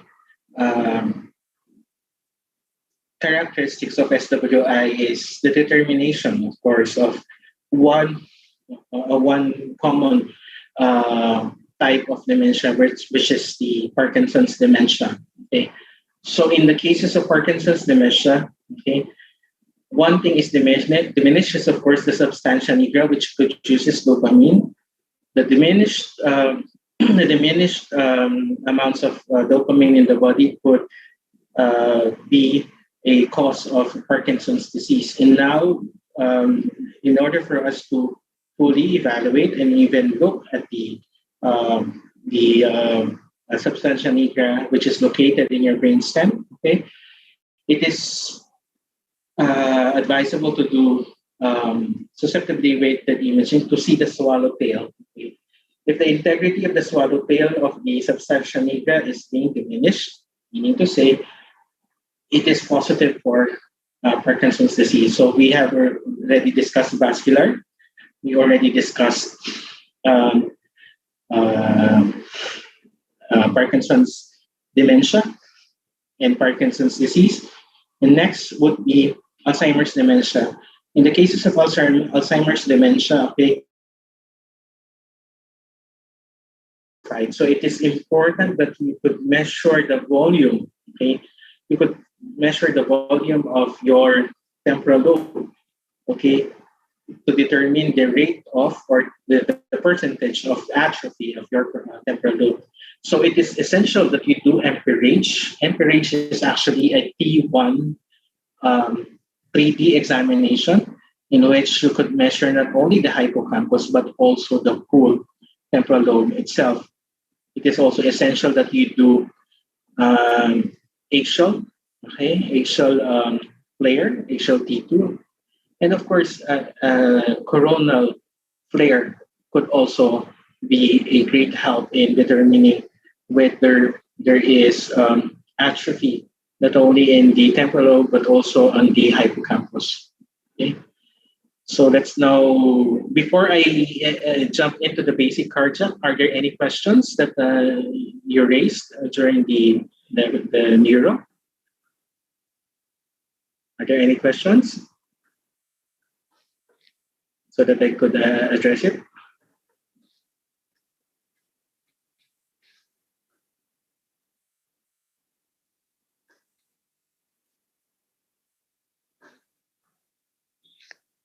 Any questions for the neuro before we jump into basic cardiac? None? So maybe not yet, sir. Maybe no question? Would you want me to ask questions or? Okay. So might as well I'll go proceed with the basic cardiac. Okay. So basic cardiac. Okay. So what are we looking for? Majority of examinations for the cardiac are usually being done for myocardial infarction, or most commonly known as the heart attack, and to determine whether the heart have endured heart attacks. Okay, and also for cardiac malformations in the cases of infants. Okay, and also mass lesions around and within the cardiac radius. Okay. So cardiovascular diseases are the major causes of deaths in the Western countries. Okay, diagnostic, especially MR, is important. Okay, one good thing about MR of the heart is that since MRI is good in soft tissues, you could determine whether a heart muscle have a infarction or not. Okay, and at the same time, it's also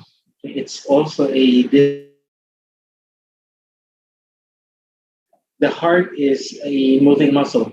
Okay, and remember, whenever we do imaging, one of the most difficult to image is, of course, a moving object, especially in MR. It would really need a static. It would need a static a subject in order for it to be examined. Okay, so it's a challenge, but it can be done. Okay, so the number one causes of motion in the heart is, of course, breathing, and of course the contraction of the heart. Okay, of course, in breath hold. Okay, in order for in breathing, the only way for you to stop breathing is, of course, you hold your breath. But for the contractions and dilatations, well, you could stop the heart and eventually you will die. But if you wanted to to image the heart, okay, you have to image the heart at its resting state, okay. So if you are ready, if you will be able to capture the heart at rest, okay, then it would be easier for you to image the heart, okay.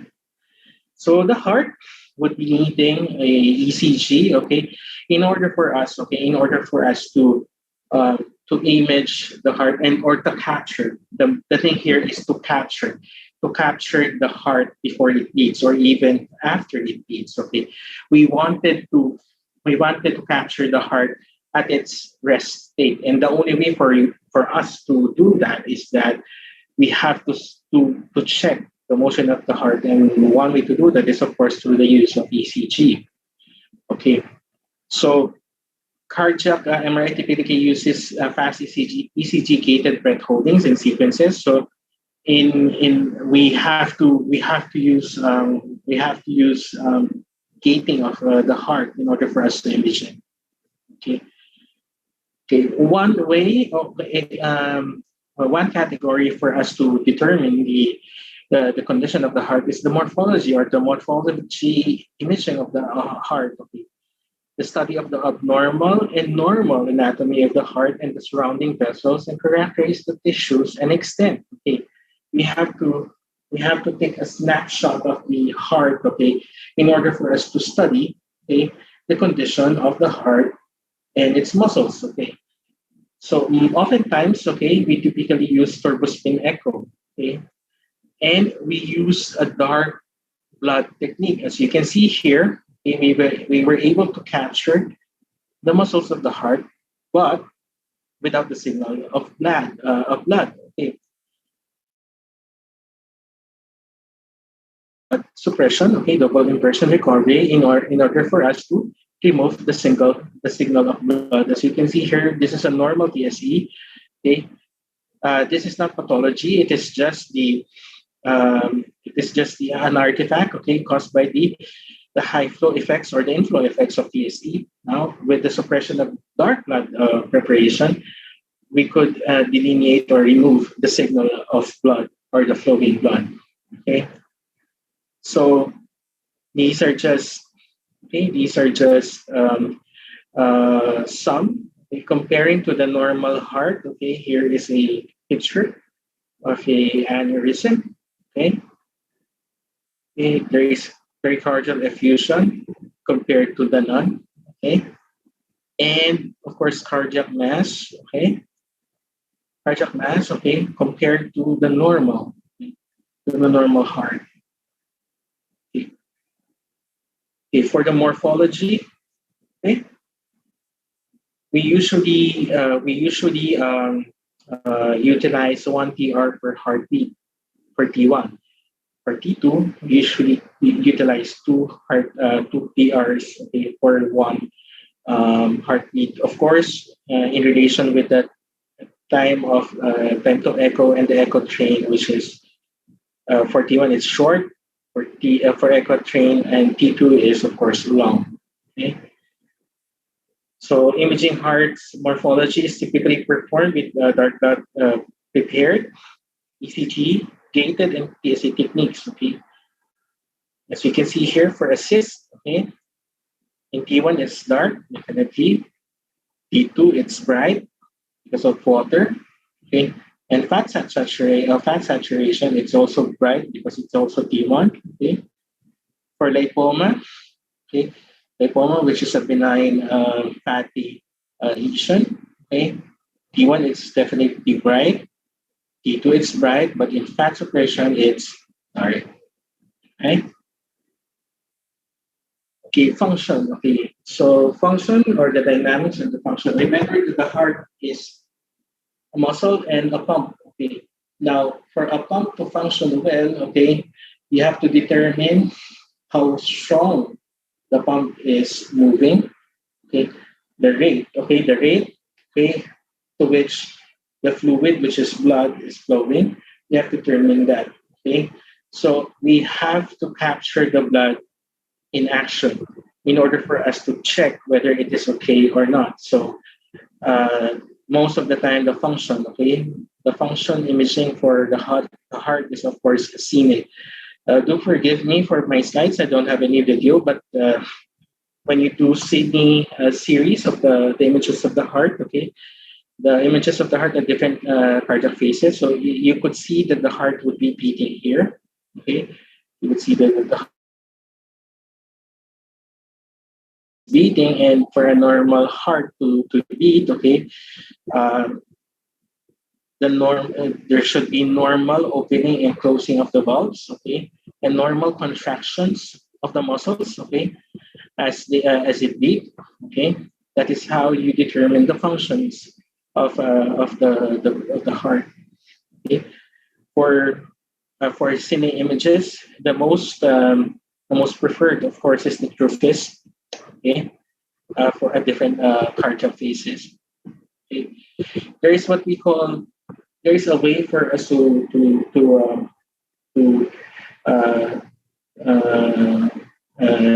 image the heart as to its the way we gate it through ECG. We can do it prospective ECG gating, or acquisition window has to be determined before the acquisition. So the machine is actually calculating the cycle prior to its contraction. Okay, this is prospective, okay, gating, and we do have the retrospective gating, in which posteriori or determination, or our average heart or interpolation intervals or cardiac bases are being calculated and then being utilized, okay, to synchronize scanning for the heart. Okay, for imaging the heart's function is typically performed retrospectively, ECG gated, and TrueFist cine sequences are often utilized. Okay. These are just the common views, okay? Cine views of the heart, the two-chamber, port chamber, the left ventricular output tract, the short axis, which is one of the most important views, okay? And of course, the four-chamber view, the three-chamber view, and that the right ventricular two-chamber view is also being utilized. Oblique planes typically oriented along the cardiac structures and axes. Okay, so as you can see here, okay, the short axis. Okay, for us to get the fourth chamber, we have to get a transcending line, okay, separating from the apex, okay, separating the valve, okay, to get the fourth chamber, okay, and then for the fourth chamber, okay, we have to position it to the apex down to the base, okay, angulated along the two chamber to get the short axis, okay. So typically those obliquely at different axes. Okay, for the function, okay, we have to check for abnormalities for the ventricles, if it is closing and opening normally, and if it is contracting normally.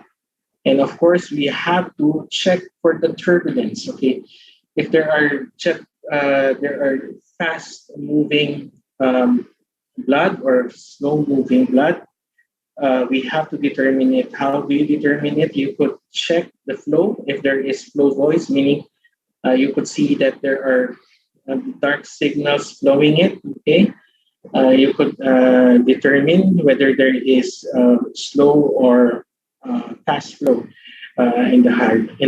Okay, the propulsion of the blood as it contracts and as it exits the valves. Okay, and you could also check whether the volume or the how we call this, the true through calculation and post-processing, you could determine whether uh, one ventricle of the heart, especially here in the left ventricle, if the ejection fraction or the amount of blood that should exit as it contracts, is sufficient or not. You could calculate it, and you could also calculate the volume, the volume of the left ventricle, using the short axes and the outer cine views, If we put it via post-processing, we could determine, the ejection fraction, the flow, of blood within the left ventricle through post-processing. So as you can see here, you could see the various calculation for the flows, of the blood, the ejection fraction, for the blood in the heart. Cine views visualize the blood flow qualitatively. So, for example, as you can see here, it is really abnormal. There is a ballooning. There's a ballooning of the ventricle. The vertical blood flow is an aneurysm. You can see that there is an aneurysm here. The blood flow to the left, from the left atrium to the right atrium is through a shunt. There is a septal defect. As you can see, there's a septal defect. So you could see the heart or the pump. You could see the pump in motion, using the cine images. As you can see, even the valve, the valve itself, if it is closing normally or not, you could determine it by cine imaging.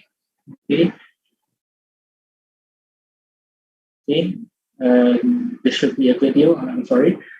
You could see if it is opening with sufficiency or insufficiently. You could determine it through cine imaging. So imaging is especially helpful to the heart's wall motion, quantify its function, and to visualize valvular dysfunctions. So it focuses more on the heart's wall motion, quantification and functions, and the functions of the valve. Now, we were able to determine, the normal caliber of the heart with regards to its morphology, the pack of tissue, and then of course how it pumps. Now could we calculate how fast blood runs through the vessels? Yes, we could. Cardiovascular flow is quantifiable by a phase contrast imaging. So what we could do is determine.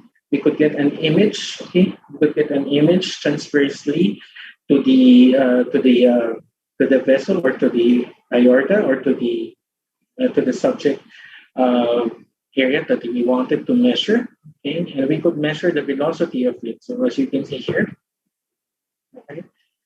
we could see it in plane and through plane. So when we say in plane, you could see the visualization of the flow, but through plane, you could see how blood passes through that vessel. And for calculation of velocity, it is important you do the true plane velocity encoding. You could measure how much blood or how fast blood flows in that structure. It's very important. Coronary arteries, yes, you could do that even without contrast. You have to gate it. There are certain calculations that you have to do, in order for you to scan the coronaries of the heart. If I were to compare this to the coronaries of CT, of course, CT scan is far more superior. It's far more superior than MR. Why? Well, you could also see stenosis here, but the sensitivity is quite higher than CT than MR. As you can see, greater. the sensitivity of CT scan with regards to coronary arteries is quite high in CT compared to MR, but of course you could still image the coronaries using MR. However, sensitivity wise, CT is of course the best. Okay, perfusion, okay, to look at the pass-through of contrast. So it's important, okay, it's important when you is it important, okay. So normally when you give contrast, okay, a normal myocardium, okay, a normal myocardium would often enhance fully, and then it would shall I say, wash out completely for a normal myocardium. But however, for a affected or shall we say infarcted myocardium, the perfusion of contrast within the myocardium is a little bit slower than the usual enhancement. Okay, so usually we do it stress and rest. Okay, but oftentimes we could see the evidence of enhancement in stress. Now, compared to the regular stress tests that we do by a treadmill test, okay, we allow the patient in the treadmill test to run or to walk into a treadmill, and then we check the condition of the heart. However, in the case of cardiac MR, we don't do that. Okay, we mimic the same activity by giving medications to raise the heart rate of the patient. However, the one administering the medication is of course the cardiologist. Okay, there should be a cardiologist at hand. Okay, to supervise the administration of butalbital or adenosine. Okay, in order for the heart rate to increase. Sometimes the heart rate could be as high as 100 plus. Okay, be as high as 100 plus, and the cardiologist could somehow reverse the effects. Okay, if ever anything happens to the patient. So the most important thing here is the first pass-through of contrast. Okay, and we could see if there is any abnormal or delayed enhancement. Okay, no, not delayed enhancement, but the delayed uptake of the contrast. Okay, on the myocardium. Okay. So late enhancement. Okay, for the case of late enhancement, this one. After the administration of contrast, we allow certain minutes, okay, before we scan again, okay, In this case, okay, affected myocardium would even have enhancement, meaning to say those heart tissues, okay, that was given gadolinium prior to the perfusion, okay, would accumulate, and here bright is them. Okay. Enhancement of the myocardium would entail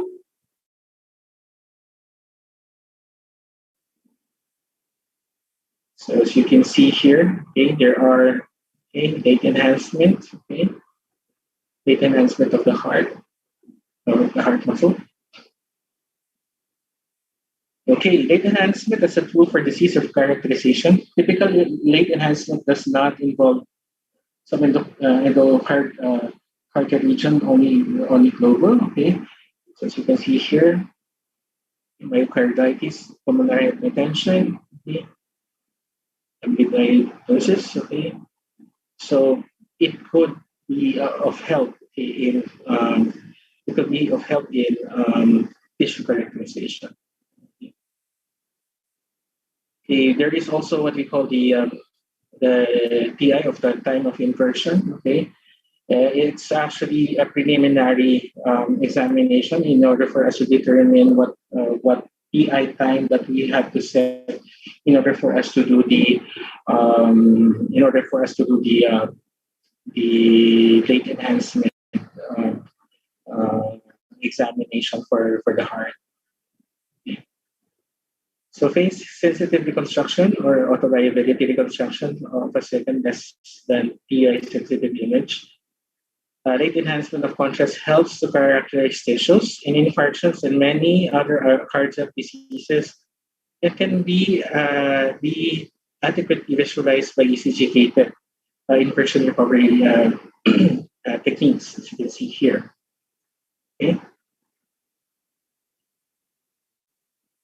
Okay. In some institutions, they do spectroscopy. They do spectroscopy of the heart to check the oxygen and the phosphorus levels. Of the heart. So primarily, these hydrogen and phosphorus spectroscopy is actually to check the condition of the muscle, the myocardium of the heart. They wanted whether the heart muscle is still of high caliber, or it already endured some infarctions. So you could check. This is actually part of a study. This is not actually part of a regular heart examination.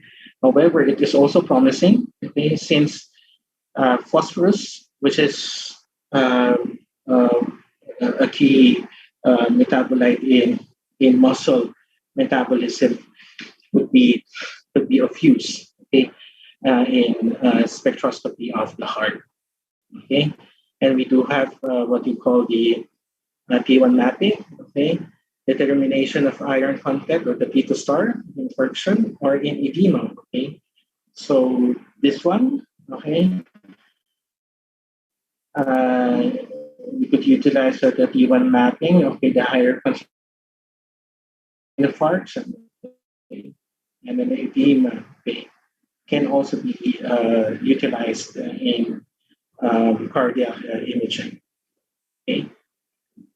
So the 4D or 4-dimension flow measurements to study complex cardiovascular flow. So this is actually to determine the normal flow of blood in the heart.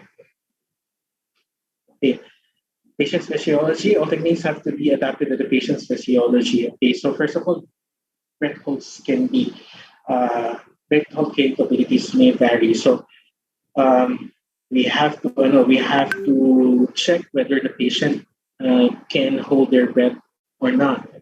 So it is also essential that prior to examination, we have to orient the patient and, of course, to practice the patient whether he could tolerate prolonged breath hold techniques. Also, the heart frequencies. There are certain contraindications prior to MR of the cardiac. There are some recommending 48 hours zero caffeine intake, and even medications that would stimulate fast contractions of the heart. Caffeine, so it's also being restricted for the next 48 hours prior to cardiac examinations. Motion of the heart during cardiac cycle. There are phases with slower motions and phases with faster motions. So you have to adapt to the condition of the heart. So you have to do some calculations. Prior to doing the examinations. So worse is, of course, for arrhythmia, which means the heartbeats would be irregular. But hopefully in the advancements of MR, these arrhythmias and these challenges could also be addressed in the future. One promising, by the way, is the biomatrix technology. Presently, for us to do cardiac, we often use the peripheral gadgets of the system, to gauge the heart rate of the heart. However, it is promising with the biomatrix technology, not only the breathing, but today we could measure, the breathing patterns of the patient even without any respiratory trigger, because the breathing patterns of the patient. And hopefully in the future, even without ECG leads, we could now also gauge the motions of the heart. Okay. So these are just, so we are end of part 2. Okay, are there any questions?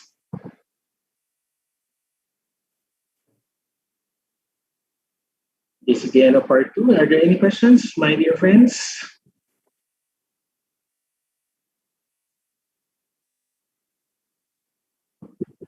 Are you still awake? Yes, we're still awake. Very good. Yeah, somebody is raising his hand, I think. Yes, please. Please. Again, Mas Ari. Yes. Turn on your mic, and I think this is your specialty. Me again. Yes, sir. Yes. Just like you said, this CMR is very challenging examination. We do CMR in hospital, and yes, the worst thing, if we have patient with the arrhythmia, sometimes the ECG is very high and very low, fast. And I don't know, if Siemens has a technology to handle that situation or not, I don't even know. Maybe this is to be a alternative solution. If we have a trouble with the ECG of the patient, we usually using a saturation. Saturation is more stable. Saturation is more stable than ECG of the patient. I have a question for you about the end of your slide. Yeah. Okay. Yeah. No. Before. Yeah, before this. No, before. Okay. Okay. About the spectroscopy of the cardiac. Okay. Yeah. This is a brand new for us to study about the metabolism study of the cardiac. I want your opinion. Where we do put the ROE, region of interest, for the spectroscopy of the cardiac? Is it in the middle of the myocardial interventricular, or the lateral side of the left ventricle? Okay. To tell you honestly, number one, I never did any MR cardiac, because MR cardiac is actually a special procedure. Oftentimes, it is being utilized through research. Okay, the information that we get here is actually through research, and for an ordinary scanner, hardware and certain softwares, and even with a shall I say, the guidance of a medical physicist in order for you to do this. It is the same. Problem when you are doing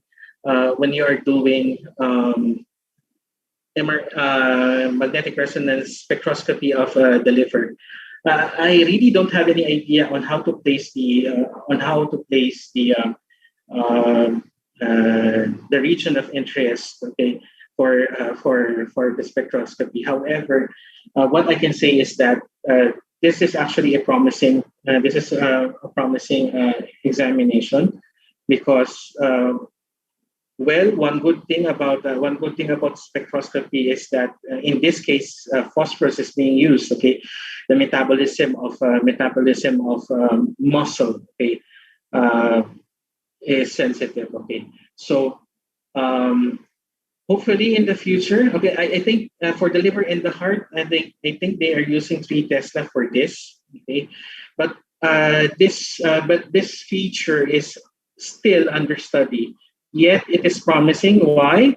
Because you get more information since you are actually looking after the metabolism of a muscle. Okay, and among other muscles in the body, one of the most unique muscles is of course the heart. Okay, so if you're going to ask me where to place the ROI for this kind of examination, I really don't know. But what I can do say is that this is still under investigation, and it is very very promising. Okay, if this could also progress, since the spectrum or the metabolite that you are targeting is focused more on the phosphorus, um, uh, which is actually targeted towards the heart or the muscle. Okay, targeted to the muscle, which is particularly for the heart of muscle. So that is how I answer my question. I really don't know how to place it, since the heart is also filled with motion, and it is really difficult for you to localize a certain ROI for a moving muscle. Okay, it is really a challenging for a moving muscle to do spectroscopy. However, that could be addressed with the proper software and the proper hardware. Yes, thank you.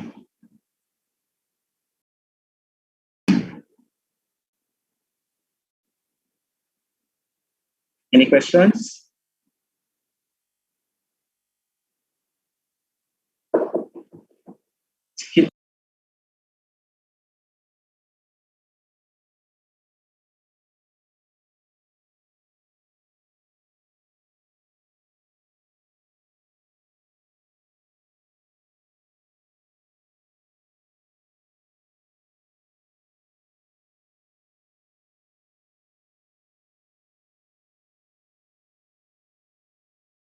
Sorry for the interruption. Are there any questions? I hope, sir, that I was able to address your question.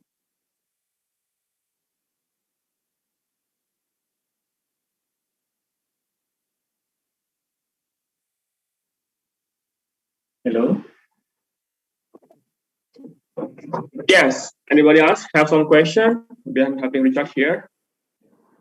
Yes. Initially, we plan to have 1 hour or maybe a few minute session with the simulator, but I'm not sure that we have sufficient time now, Richard. So yes. Yeah, it's interesting a topic that you share here about the spectroscopy. So I think Mrs. Ari is also interested, but I had some past experience performing the for spectroscopy for the muscle.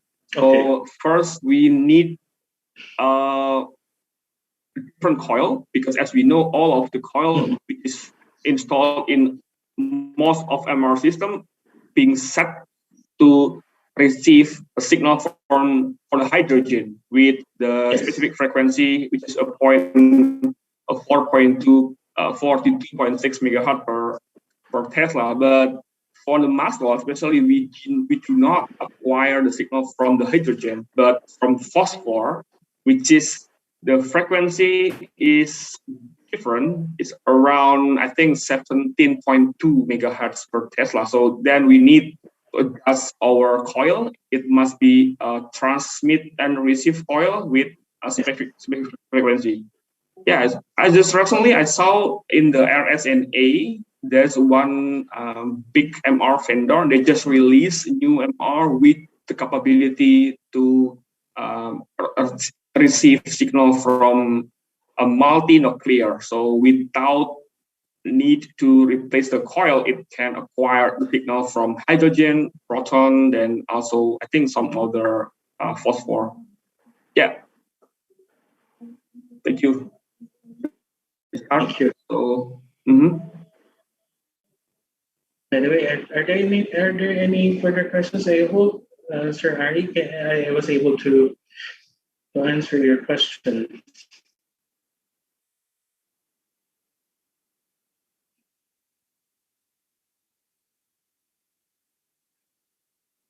Okay. So with that, I thank all of you for your participation. I hope that my presentation was very fruitful and useful to everybody. Thank you. Can we go back to the host? I'll unshare. Of course, if there are any questions so far. Nothing question from the participants, sir. Okay. So thank you, Mr. Richard, for the very informative presentation. Hopefully, that's useful to all for us. Thank you. All right. Thank you. Thank you very much and have a good day. Thank you. Before we last section, we have a documentation section. So, to all participants, please kindly open your camera because we will take a picture from now.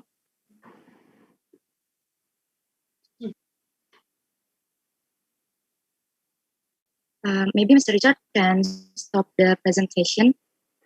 Yeah, I'm sorry. There.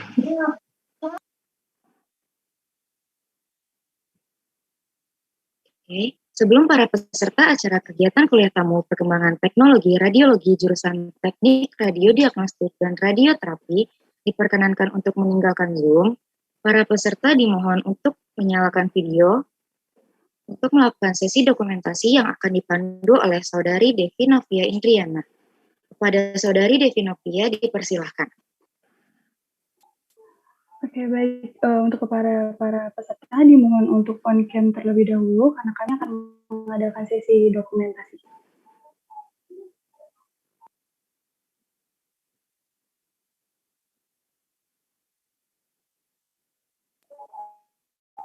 Dimulai dari slide pertama.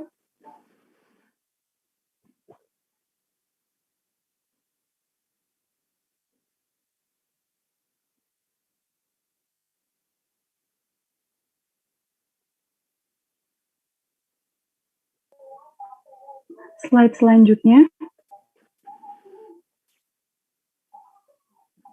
Baik, terima kasih. Saya kembalikan lagi kepada MC.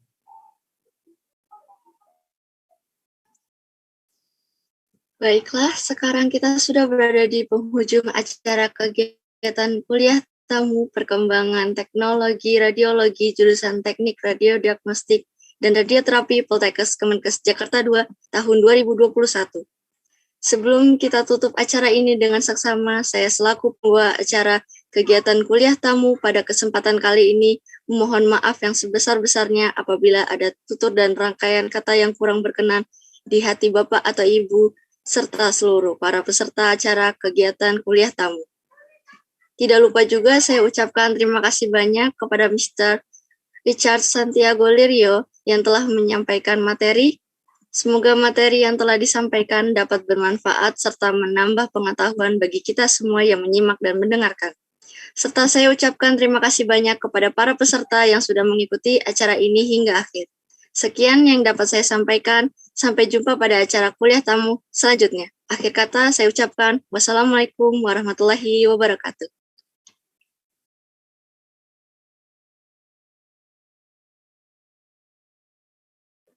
Recording stopped. Terima kasih izin live ya. Thank you for Mr. Richard. Thank you, Mr. Richard and Thank you very much, everybody. Thank you, Mr.